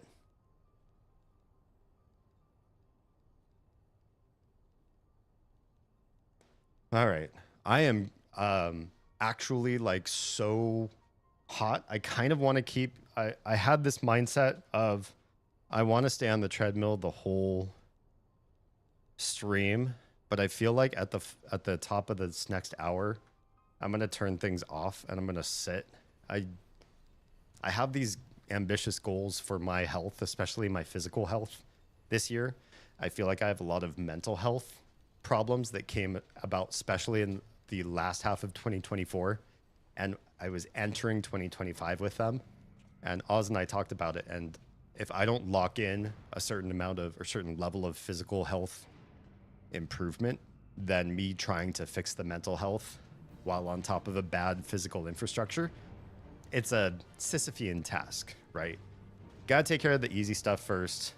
Hydrate, veggies, eat good, be active, all that sort of stuff first before you start tackling the bigger issues, the more ephemeral issues. So that's what I'm on about. And that's why I've been treadmilling almost every stream, unless I'm particularly really active that day. The other day I raked the backyard for hours and hours and hours. I'm like, I'm not gonna walk on the treadmill this evening. I did my sweating. But as cool as this room is right now, it is not cool enough to stop me from like literally almost dripping sweat. And I'm just walking 1 mile an hour. You couldn't be easier than this. You could be easier than this. In fact, my treadmill, this one, it's just a cheapie I got on Amazon for chump change. This treadmill starts at 0.6 miles per hour. The problem with 0.6 miles per hour is I've literally never walked that slow in my life. It feels really unnatural and really awkward. And so for me to have my hands on trackball and keyboard at the same time, while I have a really slow, unnatural gait, is problematic. It makes me aware of the treadmill. Whereas 1 mile an hour, the treadmill disappears for long lengths of time. I don't think about the fact that I'm walking. I don't think about that part of it. It's not detrimental, in other words. I can kind of put it away and just exist as engaged with you guys and in deeper communications, and that it's not a distraction. But it's making me very, very hot. It's 67 degrees Fahrenheit right now in this room. I don't know why the thermostat's set to Fahrenheit, but I don't always have the say in this house. And I'm just like sweating. I'd completely disrobed, but I'm also on stream, and I think it's against terms of service. I know for a while streamers got away with like having their bits and bobs just off camera, but basically having naked streams. It sounds really, what's the word I'm looking for? Liberating?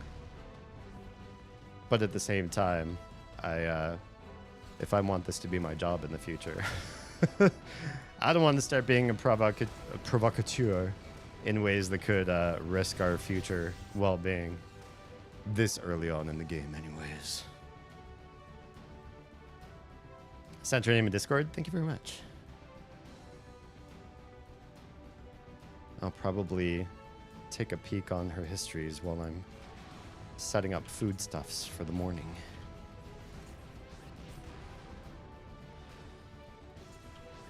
I'm generally the one that puts together breakfast because Oz is a typical Scorpio awakener, which means that it is hard for her to wake up in mornings. And when my alarm goes off, I literally stand up out of bed, put my clothes on, and leave the room. Like, I'm just immediately active. There's no stumbling. There's no like rubbing my eyes. Sometimes I need a minute if I just awoke from like a crazy dream though. Like if my dream was so intense that I was living a whole other person's life. I don't know if any of you have, the rest of you have this, so this is going to be a weird admission, but we're just going to go down this rabbit hole right now. I sometimes dream and I'm not me. And the people I'm engaged with in that dream are not other people I know in real life or people I bumped into or somebody I watched on TV manifesting as it.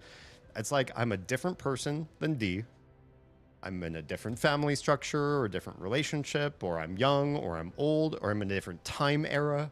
I've definitely had dreams of even not being in the past, but being in some future that hasn't existed yet. The ambitions and goals of the person I'm dreaming as are different than my own. Sometimes I'm a bad person. Like I'm trying to evade law enforcement or patch things up with a broken family, which I don't have, luckily. All sorts of weird things. And if the dream is sufficiently lengthy, sometimes I dream for what can feel like in the dream up to like maybe a week, and one time up to a month of time as that person or as that version of myself in the dream.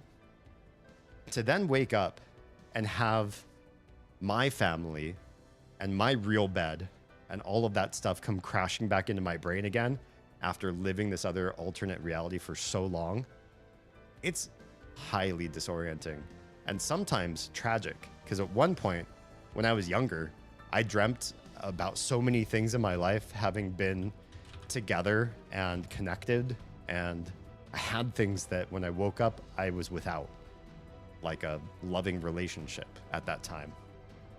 I woke up destroyed. Hey, thank you so much for the follow. Is it Lemon Yolk? Can I ask about your name? I'm immediately curious. But yeah, I don't know about you guys, but when if I wake up from a dream like that, which happens usually, I have to like actually sleep really deeply and well and for a long amount of time. So it hasn't happened in some time because I don't get that kind of sleep these days. But when I do, and that happens, I wake up and it takes me time and sometimes reconciling with, that's not me. That was just a dream. That entire life and experience and all those people I loved and all the motivations I've had, those were false. And I have to get back to this life again. And that one time it happened when I was much younger. I was broken for like a week. I just wanted to go back to that dream world and it was gone. I had to come back to my waking life, and my waking life back then was not great. I was so depressed. I was so depressed to face my actual life again. But you can't just go back, and you certainly can't go to sleep the next night and say, all right, I want to come back to where I left off. Your brain doesn't work that way, right? I never had a dream like that ever again. Not like that one anyways. You peppy risers are exhausting. Don't get me wrong. I am a sleep deprived individual, so I'm not full of pep. And you know me, I'm chill, I'm low energy, I'm not a cartoon. I don't crash into the girls' room doing cartwheels and be like, good morning, silly heads, it's time to get, I'm chill vibes all the time, through and through, off stream and on stream. This is just who I am. I'm being completely me when the camera's on, just like when I am living my life out and about. So wouldn't say peppy, but when my alarm clock goes off, I get up. Part of that too is if I don't get up in the 10 seconds after having like turned off my alarm, unless I'm reconciling from one of those crazy dreams, but if I don't get up, I'm asleep and dead to the world again. And if I don't get up in the morning, no one will. Oz won't wake up. The kids won't wake up. The whole household linchpins on me being awake and rousing everybody else and doing that in a cycle until they all get out of bed. Because not one other person in this household wakes up and then stays awake.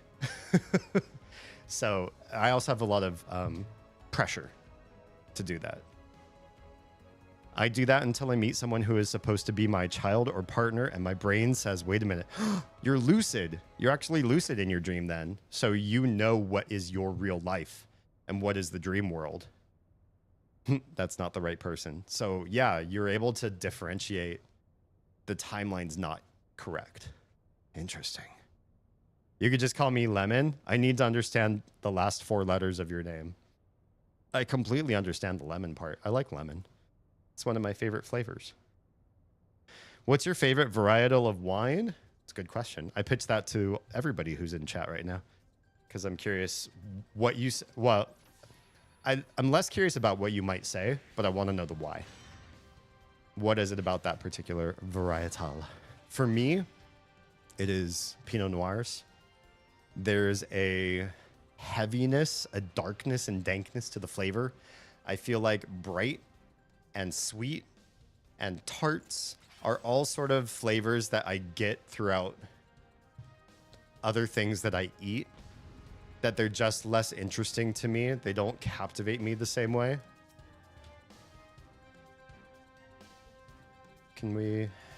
I guess not. Whereas the sort of like dark, I want to say buttery and sort of like not tart, but not sweet kind of whatever undertone that particular wine has. I don't know what to call it. It's not dark or not, it's not savory either, but there's just something to it. It's easily sippable. You don't get overwhelmed from it easily. Pinot Noir is also kind of chuggable if you're not careful.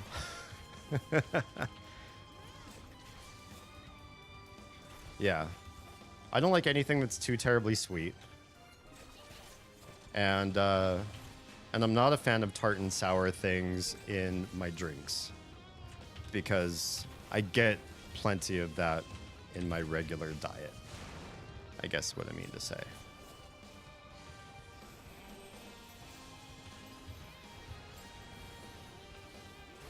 When I drink wine, I look for novel experiences.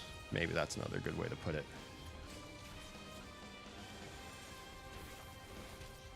But I feel that way with a lot of foods too. I don't like simple tasting foods. I would never be a put meat and cheese on a piece of bread and I will eat it in every variety possible. I like lots of different nuances of food. I like many different ethnicities. Oz and I will eat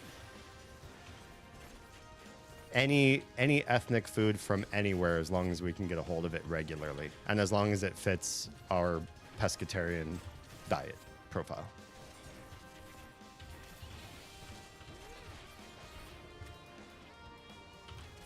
This guy's gonna die right now. I can control my dreams to a degree. I'm jealous. I've gotten myself out of nightmares by remembering, oh, this is just a movie. Moscato? Okay, why Moscato? Yeah, I would love to be able to control my dreams. That'd be so cool. Now, do you have like control or just awareness? Because if I could say, this is what I want to have happen next in my dream, this is what I want people to do in my dream, that would be perfection. I'd go to sleep every night a happy person. Be like, all right, what are we going to dream about tonight? Because I'm about to take control of my world again. I'm a world creator. I love world building. I love telling people in my dreams or in my stories what to do. Maybe I'm a control freak. In the beginning, I didn't like how I have another M in my name. Oh, yeah. So I changed the first letter of milk to something else, something I feel could have many meanings, not just one. Yeah, honestly, the word has kind of like a weirdness. Like I want to think it's something gross, just because there's a Y in there now. I was going for a milky and sweet mixture of drink, like when you put honey in milk. Oh, okay. Well, that's much nicer. Interesting. I'm enjoying the dangerous chuggability of Pinot Noir at the moment, I'm afraid. Yes, that's what I'm talking about. We're tribal. We're like-minded. Moscato because it's sweet and not dry. I like a bit of dry. I enjoy dry liquors, and so I enjoy dry in my wines as well. But yeah, sweet's so prevalent in American foods. I mean, there's sugar, there's hidden sugar.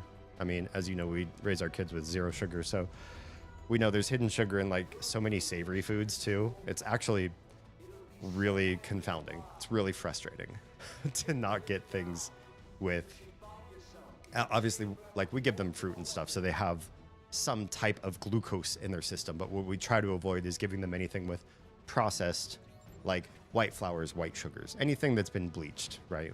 No white rice, no white flour, no white sugar.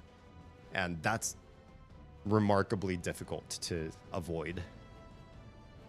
And because their flavor profile is moving further away from overly sweet things, I feel like they're growing up with more of like a European sensibility as far as what they find intriguing in flavors and sweetness and all that kind of thing. It's making me want to do more of that too, because I grew up with an insatiable sweet tooth. One time in my life, I'm not proud to say it, I was able to polish off an entire box of Oreos in one sitting. That level of I cannot be sated. You know what I mean? I got sick afterwards, but I still did it. I don't have a favorite wine. The wine I pick sometimes depends on the food I'm eating or others. It's a mood thing. I appreciate that too. I do know something about like food pairings with wine and other beverages. I guess I needed to learn a lot of that stuff when I was bartending because I bartended in a restaurant. So I think that part's critical. If you're flexible with your wines, then you will always be able to have something that works really well with the food that you're eating. And you're going to have a much more enhanced experience than if you say, I drink Pinot Noir and I don't care what my dinner is, I'm having the Pinot Noir, in which case you're going to have some clash, right? It's like saying I wear a red scarf with every outfit that I could possibly wear. All the time, ever. You're going to clash. Dry is where it's at. That's it for me, not for everybody. If I concentrate on a scenario while I'm going to sleep, there's a good chance I will dream about it. Kit, this is so cool. I'm learning about your superpowers. I used to do it all the time as a kid. I have a recurring xenomorph dream, and I almost always managed to do a side quest to avoid the monster. That's awesome. I mean, it's scary that you have a recurring xenomorph dream. I've had some recurring dreams that have been pretty terrifying. Most of them are not too bad if they recur. They're not terrible. But I did have one where I was recurringly being chased and eaten by like a large werewolf yeti sort of creature. That was pretty awful. And I could not win. I didn't have your side quest powers. If my second name gives an impression of anything, is most likely that. Even yuck. Yeah, kind of. Yolk makes me think of like a brand of yak milk or something like that. Like something weird or off-brand. So I hope people know I'm not offended. Okay. I like your definition though. Even though that where my brain originally went wasn't where yours went to. The concept or the feeling of like honeyed milk is very soothing and nice. And I probably will remember that forever since we had this conversation right now. Like you come into my stream 5 years from today and we start talking and be like, yo, it's you, the lovely honeyed milk sensation person that we discussed this about. Sugar is an evil drug. I have friends and family who have had an easier time getting off of cigarettes, quitting alcohol, quitting hard drugs. I have a friend who quit meth. He still smokes cigarettes, but you know, if you're gonna be on meth or cigarettes, I say smoke a cigarette. If it had to be between those two. But out of the people in my life who I've known had a problem with sugar and needed to be off of sugar, or didn't have a problem but ought to stop before it becomes a problem, they can't, or they won't. Culturally, honestly, there's also the frustrating factor, at least with the people I know, and especially with my family, especially on my mom's side, where sugar is not demonized in any way. It's not seen as bad. I've had family members ask when we are going to start letting the girls eat sugar. Like we just started this as a social experiment, and then at some point we will allow them because they've gotten old enough and now they will earn the right to eat sugar. I'm like, honestly, they're gonna get sugar eventually, probably out of a mistake. Like they ate something they shouldn't have eaten, or because they chose to. They got to a certain age, or they're just at a friend's house and they're out of our supervision and they go, you know what? I don't care what mom and dad say. I'm going to try it anyway. It's going to happen in their lives, but we're not going to actually permit it for them ever. They can make that decision on their own later on, and that's fine. But there's no benefit to white sugar. There's nothing good that comes out of it. And the fact that so many people I know are completely fine leaving it in their own lifestyle, leaving it as a dietary staple forever, giving it to their kids forever, and not once questioning if you could live a life without it. It's sad. It's sad. It's depressing. It creates a sense of despair, like a good horror movie, but bad. Yeah. There's a good chance I've already thought of it after I got asked what it meant. Oh, yeah, other people have grilled you on your name too. I'm glad I'm not the only one. I'm inherently a very curious person, and I'm also very much without filter. So if I know you on stream or in real life, or we've just met or anything, I'll ask any question I want to ask. I'm a no holds barred sort of person. If I want to know something, I'll ask it of you. And sometimes if I know I'm pressing somebody's buttons, or I feel like it's impolite, I will say, by the way, I'm impolite. I'm an impolite questioner. You don't have to answer my question. You can always say, I don't feel comfortable with this. This is not the way that I talk to people. I don't share these sort of things. In which case, I'll back off. I'm not a rude person, but sometimes I will try, because if you don't try, if you don't see or test where people's comfort lies, then you could miss some really cool opportunities to learn cool stuff about people. That's what I think.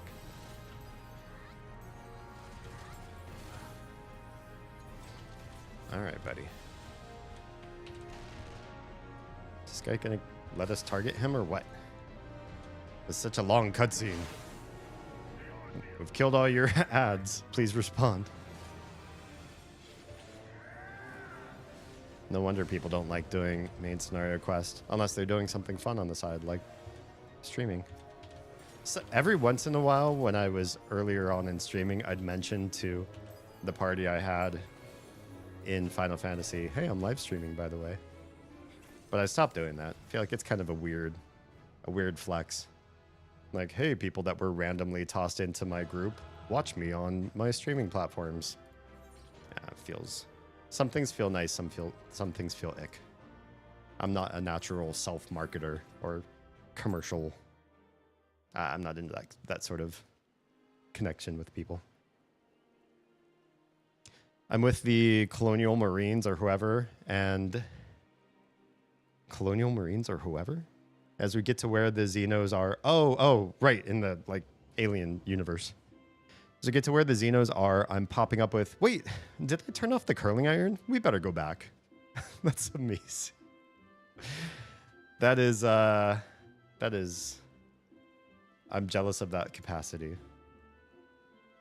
You really are like, you retcon your own story. You're like, we were gonna go fight something creepy and I might have gotten eaten, but here's how it actually went. Okay, we could probably do some of the shorter form stuff now. Normal Raids is looking for deeps. Let's give it to him. I'm getting full up on poetics pretty fast here. Oh yeah, it's past 4. I need to turn this treadmill off and stop sweating myself to death. Like literally, I can still walk. Obviously, walking 1 mile an hour is not a big deal, but I'm so hot. I'm so very hot. I can't make this room cooler than what it is. I could open the front door and just let all the bugs in. Then I'd also be like maybe loud to my neighborhood. I don't know how well my voice carries through that door, but I kind of don't want to broadcast myself out to. Sometimes you audience, and I talk about some colorful subjects, and I don't necessarily want my whole neighborhood to know what I talk about with you. If that makes sense. Welcome back, everybody, from ads. I've turned off my treadmill, but I haven't switched my desk to sitting just yet. So I'm just here awkwardly standing. No, standing is fine. This also works as a standing desk. I've read a lot of literature about standing being not particularly terrific for your back and legs. So I don't usually use this as a standing desk. It's either walking or sitting are the two ways that I like to engage with this particular desk.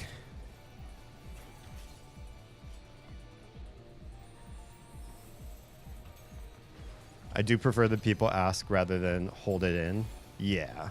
Curiosity must be met, I do believe. I think so. I think if we asked people more questions instead of made weird assumptions or talked about people behind their backs, we would have such a more broad understanding of other people.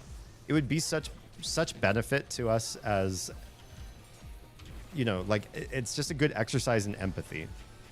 Like, hey, I noticed a certain disability or a weird, you know, way that your face is compared to other people, or, you know, you have this behavior that I've never seen before. Can you explain to me what's going on? And in that, you could learn so much about other people. And do you sound ignorant when you ask those questions? Maybe to some people. Maybe some people would judge you for it. Like, oh, how dare you ask me that? You know, you should know. Or you've never actually seen, you know, this part of other people. Yeah, well, many more people besides me are like this. They might get offended at first, but ultimately, once you ask one person that question, you don't have to keep asking it either. You learn and grow and understand the possibilities that exist on this planet and among humans.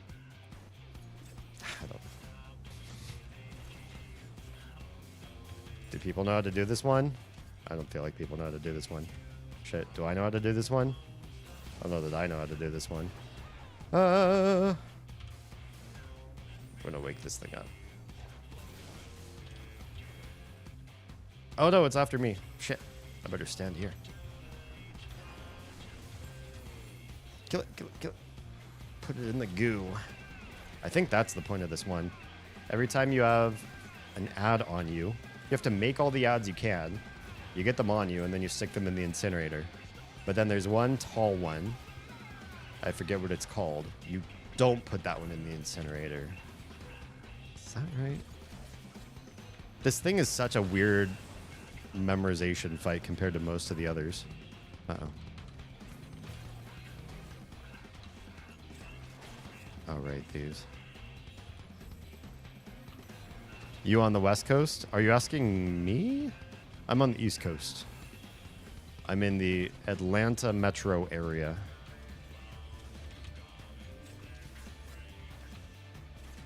Oh, you know what? I should give it to that guy.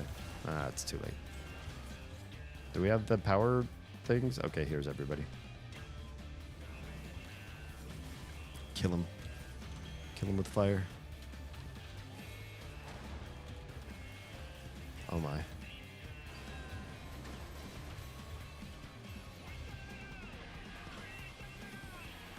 Yeah, Oz and I were in California. We met in California.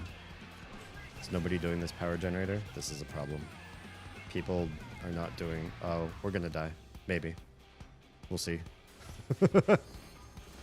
Oz and I met in California, and then we moved to Atlanta 4 years ago. It's been a minute. We would have probably stayed in California because of family, but the cost of living, especially in Southern California, would mean we would have raised the littles as poor or poorer than us. Period. This is the tall guy. This is the guy you can't have in the fire. And so we started looking for other solutions. At first, we looked in Southern California, just like not in our area because we couldn't afford to live anywhere in our area very efficiently. And then that circle grew wide enough that we eventually chose Atlanta. It grew very wide to the other side of the country. Okay, I think we succeeded. I do not think we will all die. Somebody knows this fight better than I do.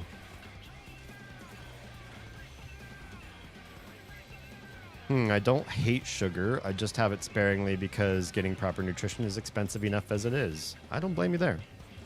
Although sugar is very, very cheap, which is also another reason why I think a lot of people I know are just like, it's fine. It's fine because it's hard to be able to afford groceries right now. And so cheap processed carbs is probably like the one way that you can get a sense of satiety while not breaking the bank. And it sucks. There's one power core. Is nobody getting the other one?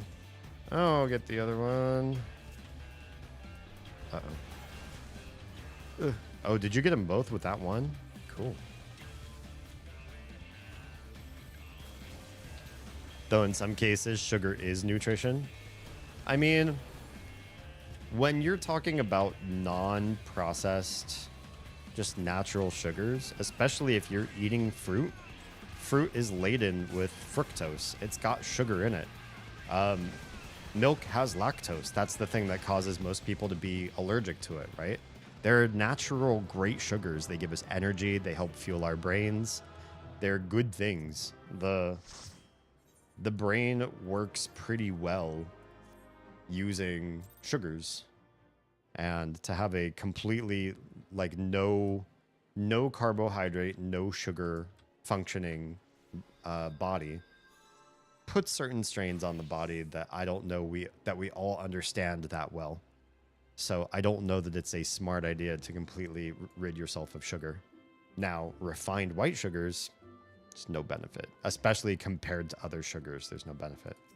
Oh, hello there, little sprout. Very nicely designed sprout. Very cute. We had insane wind here yesterday. 25-mile-an-hour winds with gusts of up to 75. Why do you live there still?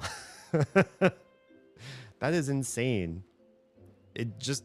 Your whole state feels like this very dangerous... It's like the Australia of the U.S. to me. It's got crazy... Well, I don't know about the laws in Australia so much, but crazy laws, crazy weather, it's just yikes. Family, yeah. I understand that. I'm gonna sit, so hang tight while I step away from the mic and try to fix my desk to be sittable again. Chris is gonna move the treadmill. How well can you all still hear me? I'm talking from way back here. I can not hear myself in my headphones, so I figure you all cannot hear me clear. Oz one time was talking into my mic with my headphones on, realized that I have the monitor turned on so you can hear yourself talk, and she was like, this would drive me crazy. She has her headphones off monitor, so she talks and her ears muffle the sound of her voice, which I don't like. Personally, that's not my thing. I want to be able to hear and QA the sound of my own voice, so I know everything's coming through right. And so I'm EQ'd properly.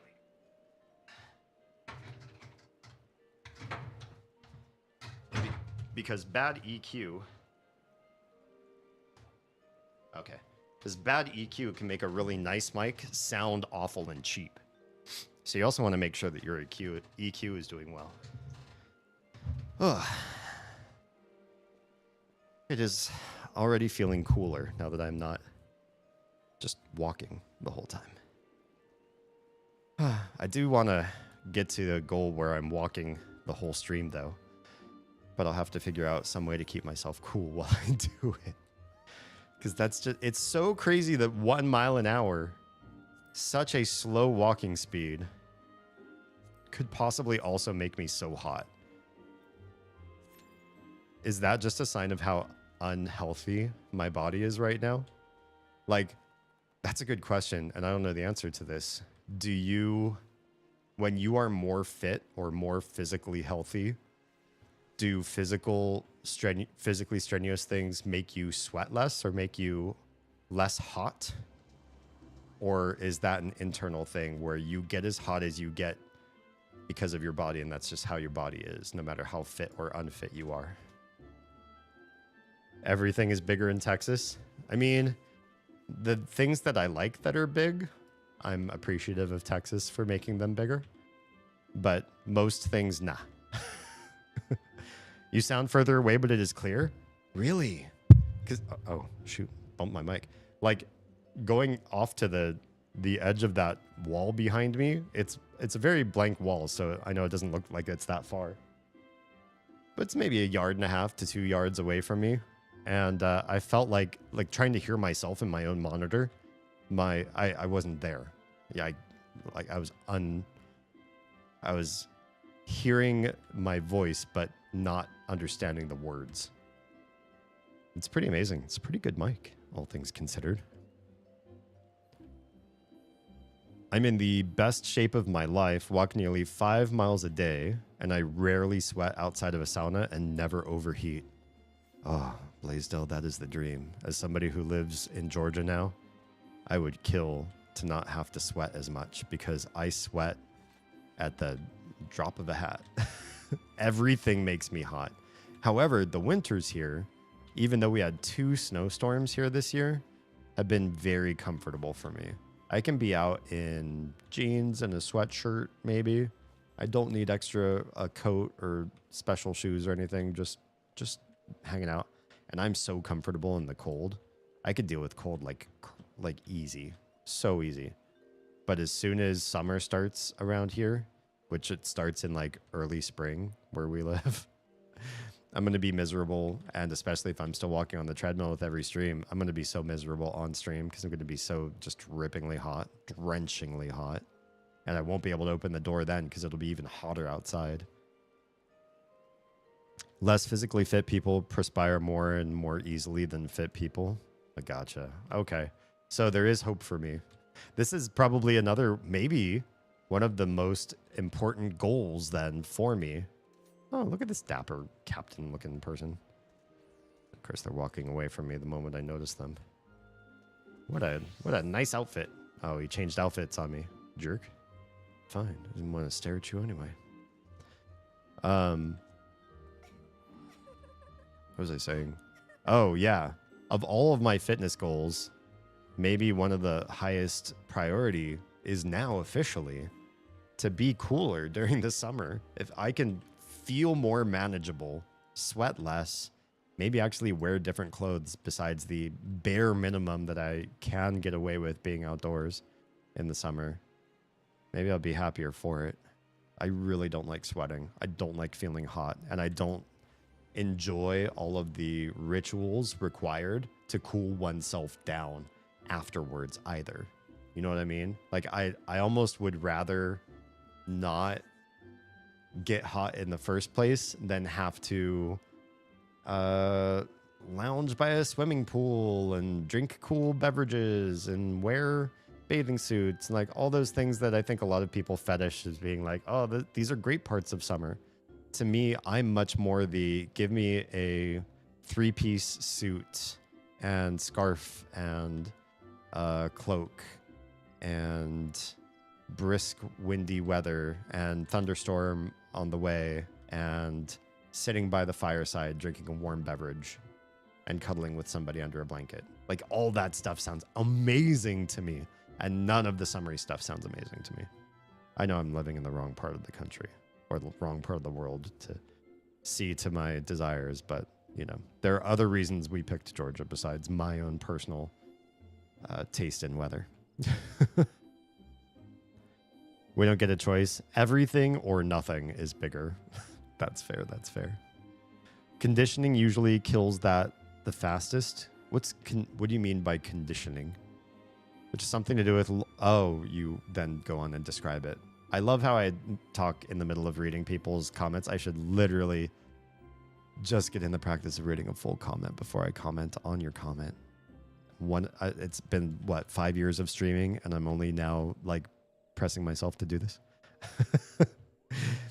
Conditioning usually kills that fastest, which is something to do with longer and slower walks that eventually increase pace as the sweating decreases. Gotcha. So you always, like, push your own limits. So you're on exactly the correct track. I like that. Come play in the forest with me. If, one, we could afford anything in your state, and two, well, you know, there's lots of other variables that are well outside of our control that we cannot mitigate for at this time in our lives. But I miss the Pacific Northwest quite a bit. I do. All right. High-level dungeons.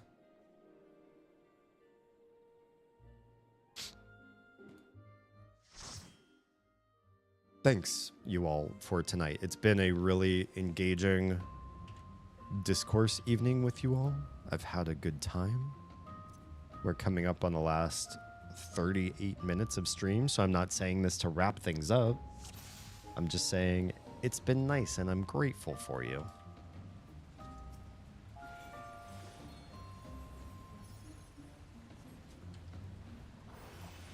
I know you can't, but doesn't mean I'm not going to still try. I appreciate that. I appreciate having warm invitations even to things that I cannot participate in.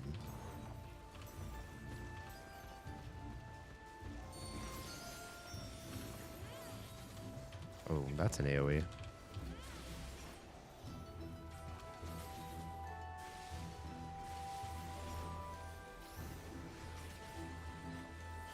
Wow, my RNGesus is terrible tonight. Don't want me for a sunbeam. Troa, are you familiar with the song about Jesus choosing you for a sunbeam? Listened to this Nirvana song once upon a time. Many, many years ago. No, I'm sorry, I lied. It's not a Nirvana song. Nirvana sings it at one point. But he does, Kurt Cobain does make the announcement that it's a song by the Vaselines.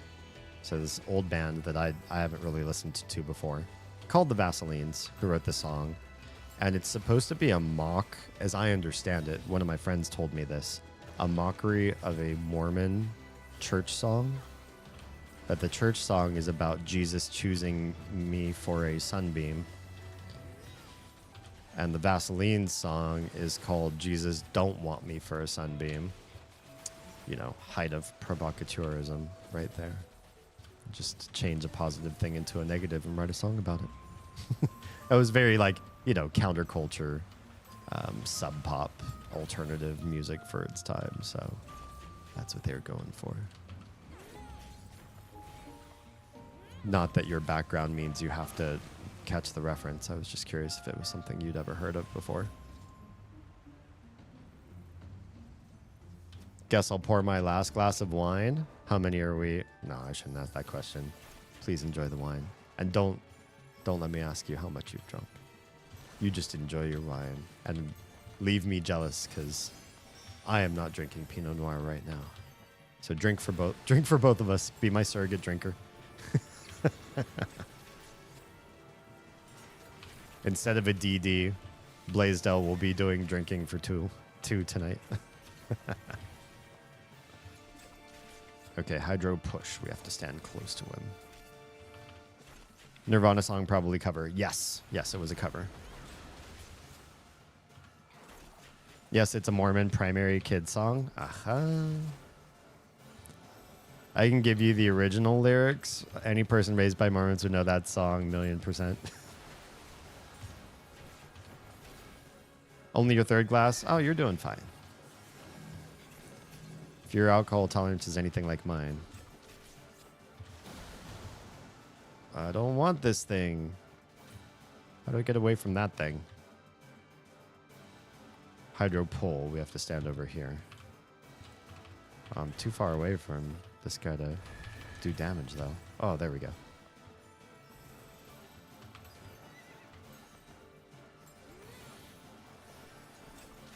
I'm sure there's still people out there singing controversial songs, but I feel like I haven't heard controversial music in some time. Maybe the genres I'm into these days don't do controversy like the genres I was into when I was younger used to.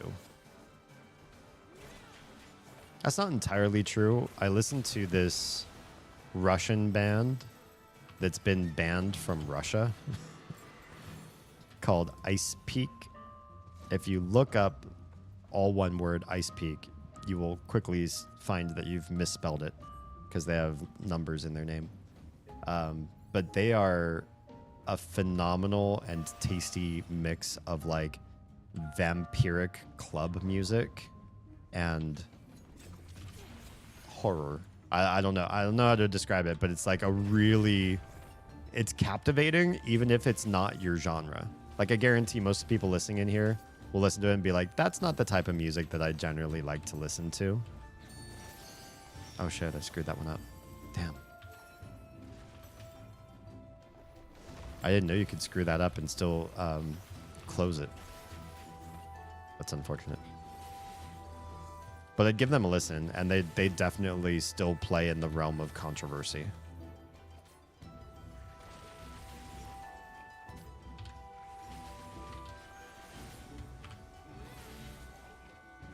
The glasses are huge. Uh-oh. How huge are we talking? Are they Texas wine glasses?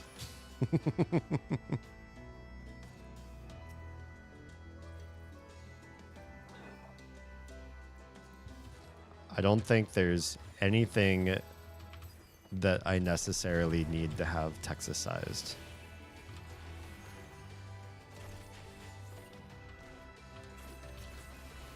Except some foods, maybe. I am a big foodie, which is part of why I'm focusing so much on doing the right thing by my diet and health right now. Oh my, we're all taking a lot of extra damage here. Why is that?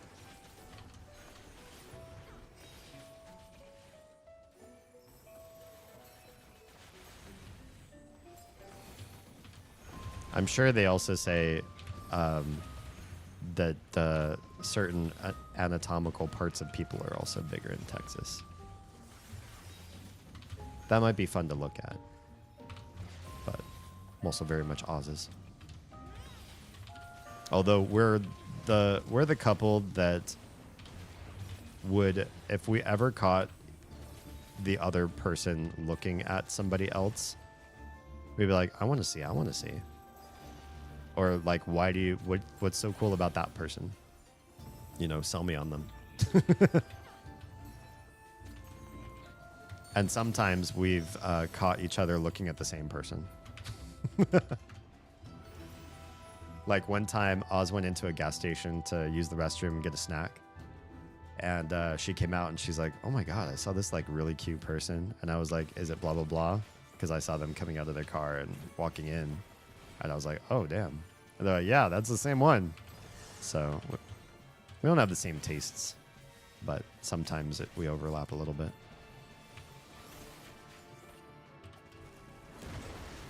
Hubs and I joked that Henry Cavill could have either of us, and that would be great. There are just some people that's like, you know, what did they call the hall? Did they call that hall pass? I forget. There's a certain term for when you'd be like, you know what? If this person ever came by and was like, hey, I just want one night with your partner. You're like, okay, that's fair.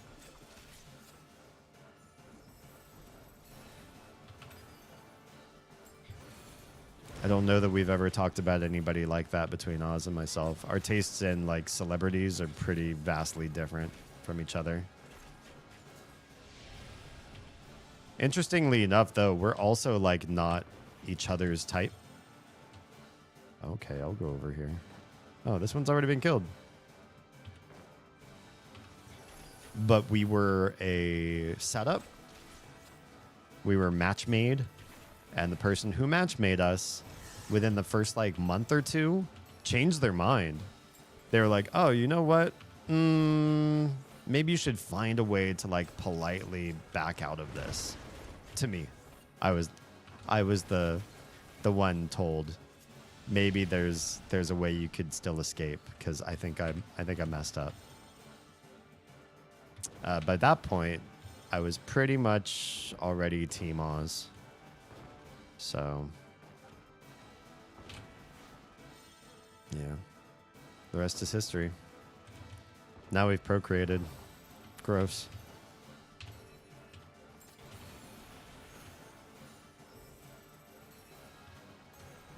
Not that that's the end-all be-all of any relationship, but... Hall pass is the right term? Good. Wasn't mistaken there. I like this part of the dungeon. I haven't been here in a long time, but this part's really cool to me. Sort of like these dark carpeted catacombs with secret treasures and prison cells and stuff. They just did such a neat job designing this particular area. I don't know why I like it so much. I usually don't like dry, dusty things in games. I usually like to see what people can do with foliage and areas that feel very much alive, as opposed to areas that feel dead. But sometimes dead can be done right in a very beautiful and mysterious way, and just really inspire. I like what they did here.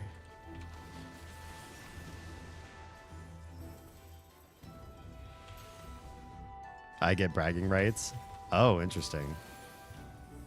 That's something I guess could be fun. They changed this. You used to be able to turn into one of those creatures, and then you'd hover over the gap. The Zangbeto or whatever they're called. But now they just put like a spectral carpet down. Maybe it was confusing for some players. They're like, I'm a monster now, and there's still this unpassable chasm. What do I do? The thing is, you could float, but maybe it was confusing. I guess with the right celebrity, I wouldn't mind having bragging rights. Be like, yeah, this person chose Oz. That's my wife, and they chose her.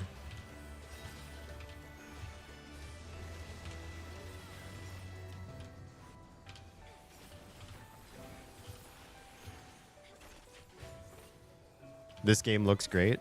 The game is honestly, there's some parts that are more captivating than others graphically.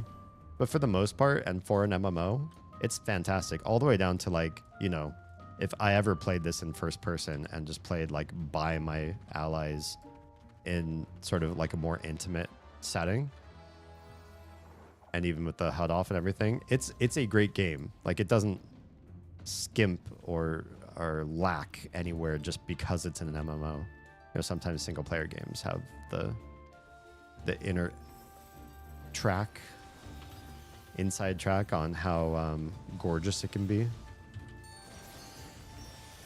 because they can devote everything to just the single camera experience.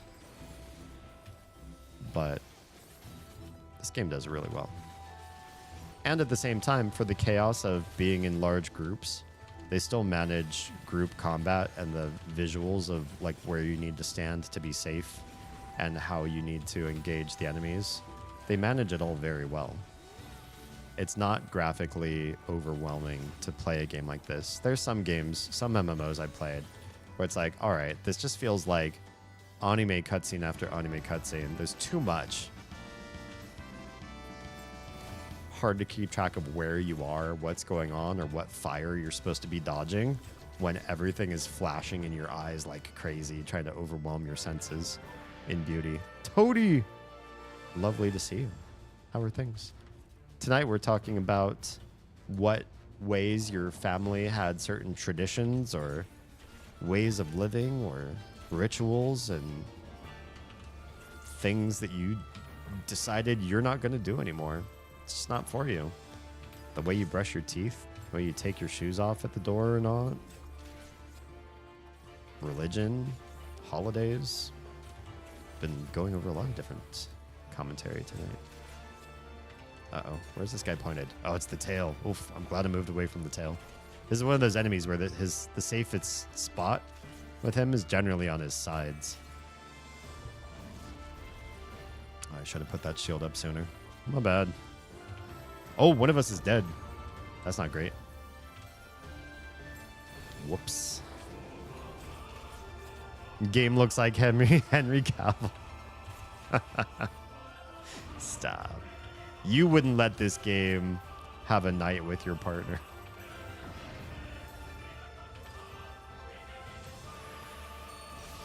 I might. In fact, I think I have. Oz was even having nights with this game when she was pregnant with our little. Although we had to readjust how her gaming setup was because it was really hurting her back. We gave her a bespoke setup. I think I even took a picture of it so everybody could kind of... So we could... what's the word? Commemorate? So we would never forget all the crazy stuff we did to make sure that she could be pregnant and a gamer at the same time.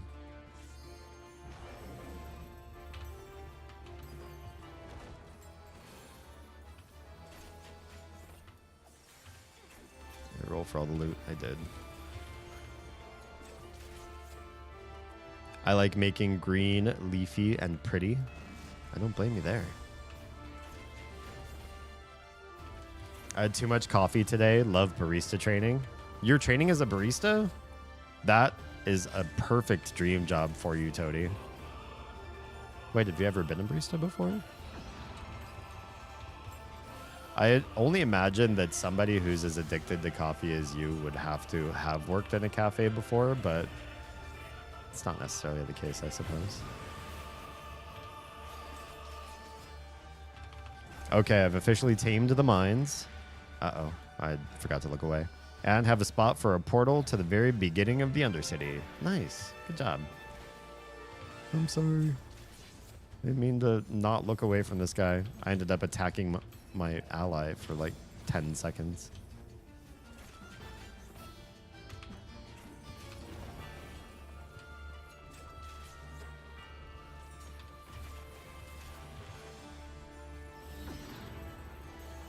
Uh-oh.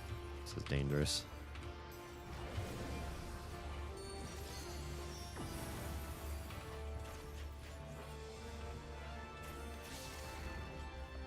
Oh, we still have a limit break. Whoops. Can I use it? That should be it. Wasn't a complete waste of a limit break.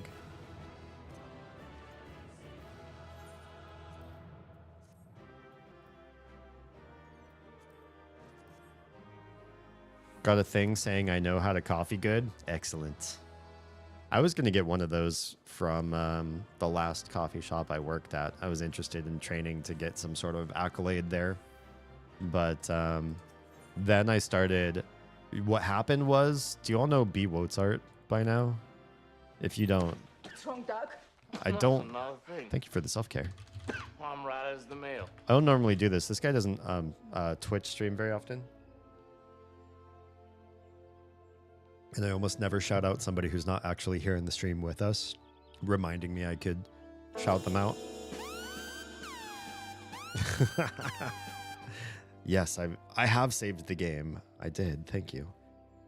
B. Wozart. So B. Waz or Waz or whatever you want to call him. He is historically like longest standing best friend of my friend group. And we both worked as a barista at two separate stores in the same overarching company for a little while.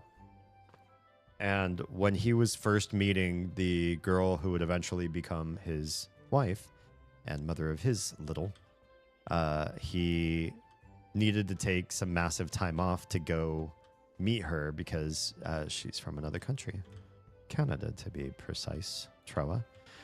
And so he needed somebody to cover his shifts while he was gone. He couldn't just get the time off because, you know, baristas don't get time off in this country. So I managed to work it out where I was covering shifts at his store for him and still working at my store for me. And it was one day that I was covering one of his shifts while he was seeing about a girl that this old dude came up to me. I probably told this story before on stream, but whatever. There's probably some new folks here tonight. This old dude came up to me as I was like talking behind the counter and calling out people's names for the drinks and all that sort of stuff. The old dude came up to me and he's like, "You have a really beautiful voice." I was like, "Oh, that's really creepy." No, I said, "Oh, thank you very much for the compliment." I forget what I said. Something probably very polite, but I was a little bit creeped out because random stranger, old dude, complimenting my voice. No, it was fine. You know, I was just, "Oh, thank you very much." And he said, "Oh, have you ever considered a career in radio?" And of course, like by this time of our lives, radio was already pretty much long since dead. So I was like, "Oh, you know, I've had a lot of people tell me, go into radio, go into politics, do something with your voice, you know, whatever." I was like, "Oh yeah, you know, that's always been an interesting idea for me, but I never saw a future using my voice." The spoiler alert to now for those of you that are just getting to know me, I'm a professional voice actor. So this guy was onto something back then. He said that, and then he said, "Well, you know, if you ever change your mind about the industry and you might want to get into entertainment, my friend runs a school." I was like, "Oh, got it." Like his ears are listening for people with beautiful dulcet voices so we can pass his best friend's business card along. And I was like, "All right, that's fine. That's fine." I looked at the card. I was probably just going to toss it in the trash when I got home. But I looked at the card and it said they do free monthly introductory workshops. So in other words, if you were curious to see what their academy is about and you wanted to take some classes with them, but you just were on the fence or you're not sure if this is really for you, you didn't have to commit. You could just go to this free seminar. And I know, like free seminars, they give you snacks, they sit you down, they say lots of beautiful things, and then they dispatch you with this idea of, "You'll be back, you'll be paying us curriculum, like we're gonna sell you on this." And so I know walking into these things, even if they say free, it's a den of snakes, right? They're looking to make a new customer out of you. They're looking for conversion. They're not going to do a monthly seminar if it doesn't turn into paying customers, right?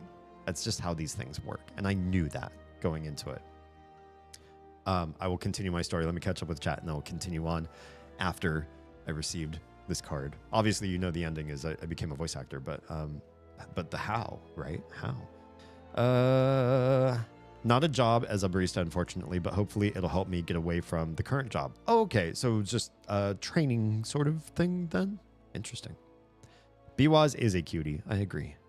Is a very nice voice? Oh, thank you very much. Damn cliffhanger. That was it. We're caught up. Okay. That's all the chats. The other folks in the other streams are being quiet. So you're good there. So I go to this free seminar knowing, you know, I'm like sitting on my hands and like ready to say like, no. I won't sign anything. No, your prices are too expensive. Like, no, I'm not going to do this. I'm not disinterested. I'm disinterested in this whole thing, but I just wanted to go and see what the free seminar was all about. So we go and they show like the academy grounds, like all the different rooms and practice areas that they have. And you get to meet the instructors and they show you all the different classes that you can take. It's not a voice acting academy. It is an acting academy, but they also have a lot to do with spokesperson work, commercial work, and voice acting work. So it's not specifically like, let's teach you how to be a star on a movie sort of thing. It's more like practical acting, right? Like, how often will you be in a big movie as a star, unless you're one of the famous people who's already doing that? How often will you be that versus how often will you be in commercials, working as a spokesperson, working as a brand ambassador, working, doing voice acting for commercials, all that kind of stuff. Obviously, all that stuff happens much more frequently and on many different platforms besides, the big screen. So that was interesting to me right out of the gate. And then the way they ended their seminar, their free workshop was, they also actually gave us like a free lesson in acting that we were just able to, take home with us. So that was kind of cool. But at the end, instead of saying like, hey, we're taking pledges now, let's pass around the applications. Anybody who wants to sign right now becomes a student, and we just take this down payment. Instead of doing that, they said, thanks so much. If you choose to be a student here, we'd love to have you. If you don't choose to be a student here, we'd like to tell you a little bit about how different other academies and workshops and weekend warrior sort of stuff, how they all work to help you avoid scams, because a lot of young actors or people interested in the entertainment industry are susceptible to being scammed. And they went through and explained how the industry's and educational infrastructure works, what sort of things you'd expect from going to a university for acting, what kind of things you'd expect from going to an academy, what do you get from a 2-weekend workshop versus a 1-weekend workshop versus doing online courses, and in which ways do people get scammed? How do you lose your money, or how do you end up spending like $1,000 for a 4-day intensive and then come out with not as much of a return on your investment versus if you took classes at a school?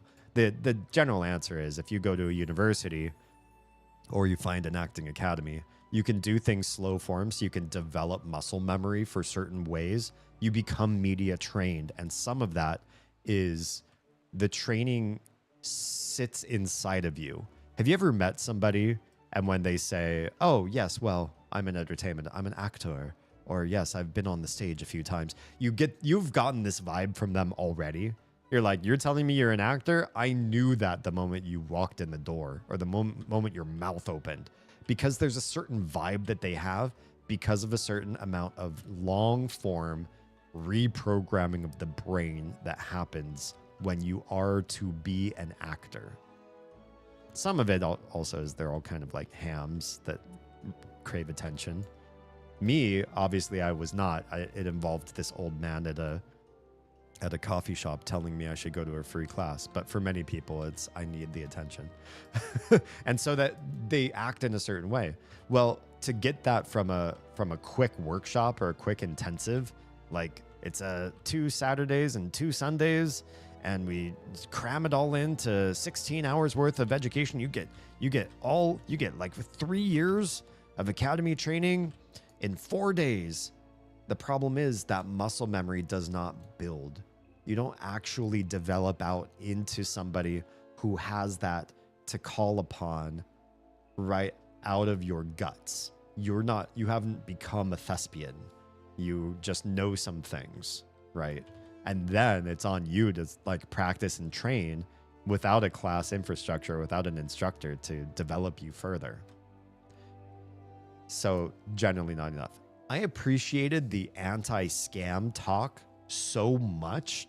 I loved that they were willing to say, don't sign up, don't drop a down payment, go choose somebody else. But if you do choose somebody else, here's how to avoid being predated upon.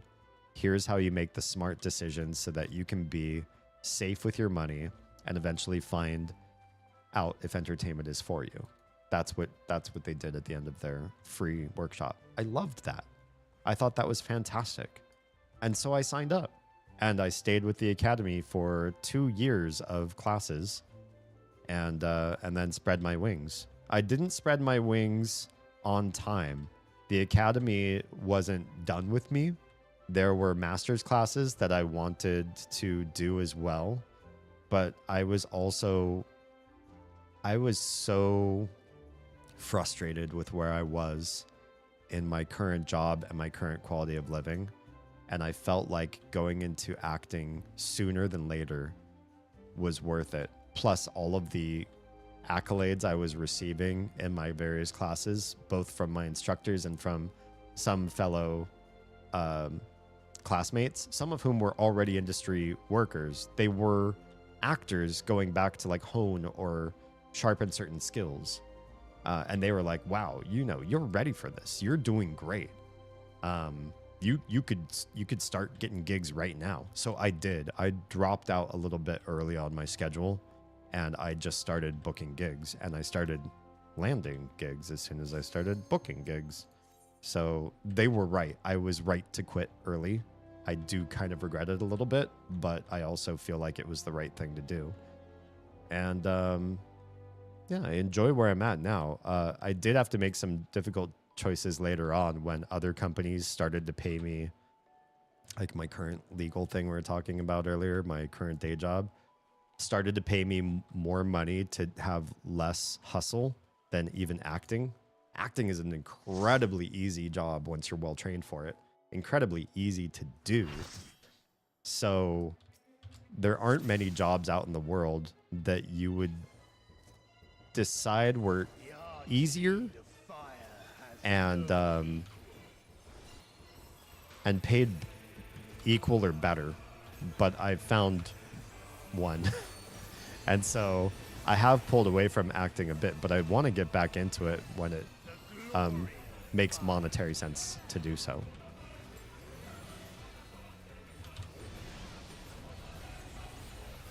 I don't remember this fight much at all, so I'm hopeful that I don't die a million deaths trying to do stuff here. Oh god. I'm just gonna follow people. Figure something out what to do. Follow the masses. Do the masses know what's going on? I got people over here. Nobody seems to know exactly what do. Okay, good. We all got locked in place and I didn't die.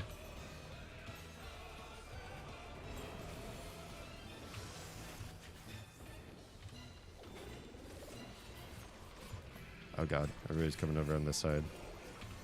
Where do I stand? I hope this is correct. Okay, it looks good. Be right back here. Somebody in my snacks. The price is death. Kill them once for me. They must not live.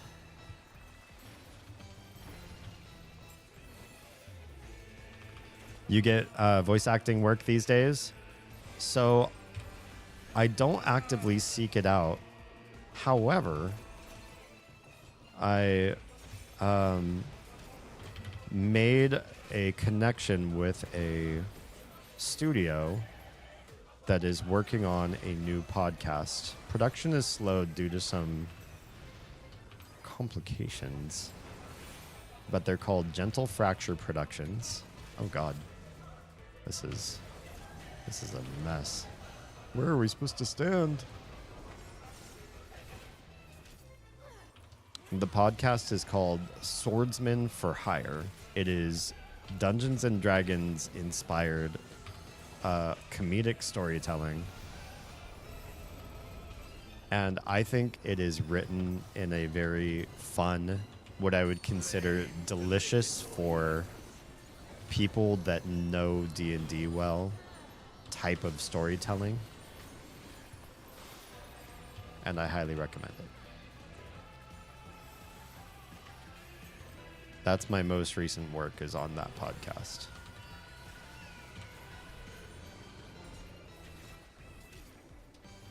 That said, I'm not working in the entertainment industry nearly as much as I would like to, but I'm also very eager to become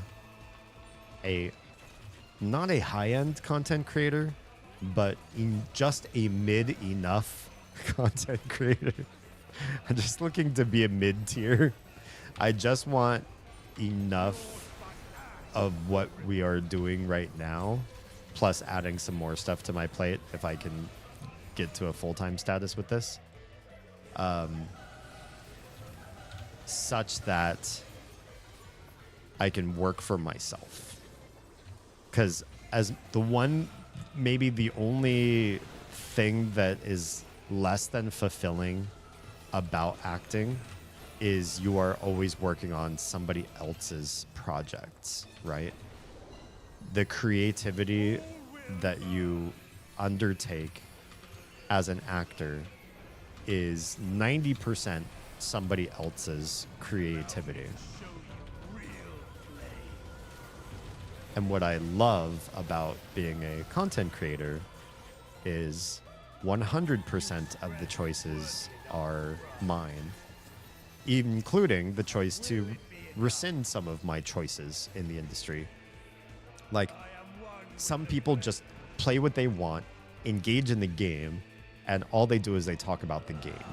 I like to entertain and educate, elevate people, awaken their minds, and get deep philosophy and learn from people. You know, have actual conversations, get connective, learn and grow myself, as well as help others to do the same, and keep people from turning their brains off so much at the end of their days. Try to find fun and engaging ways for them to come back to the world of the living with their brains a little bit more. Even if it's not always about like groundbreaking conversation. Like tonight's topic, this isn't like quantum physics, right? But it's something. Oh shit. Oof.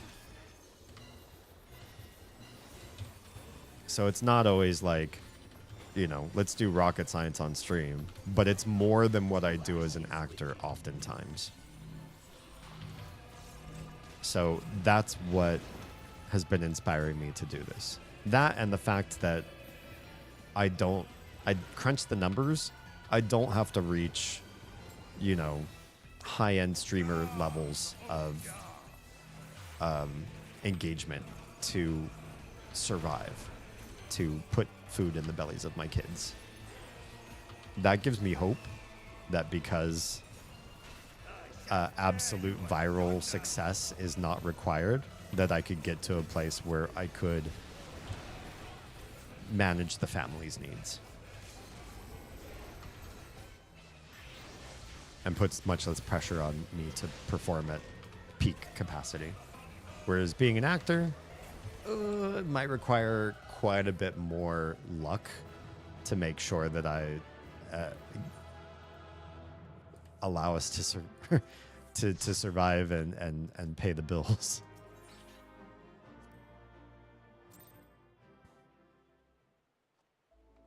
But yeah, if any of you are interested in like fantasy and D&D sort of stuff, I do recommend Wanted Swordsman for Hire. I don't have it light on in here, so I don't even know if this is going to be... Oh, it's reversed. Hang on.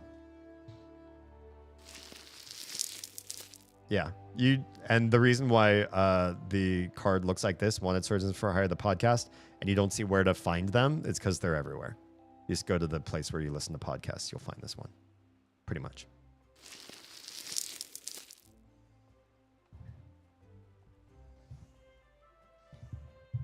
Yeah. That said, I'm not actively looking for VA work right now. So if it falls in my lap, or if somebody sees something that I might be a good fit for and wants to stick their neck out for me, I'm not opposed to doing that kind of work. It's just not something that that I currently need or push for in the moment.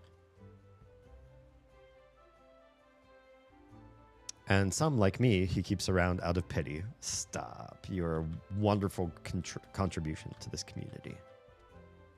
I don't know where we would be without Atroa, friend. Okay, did we go through everything?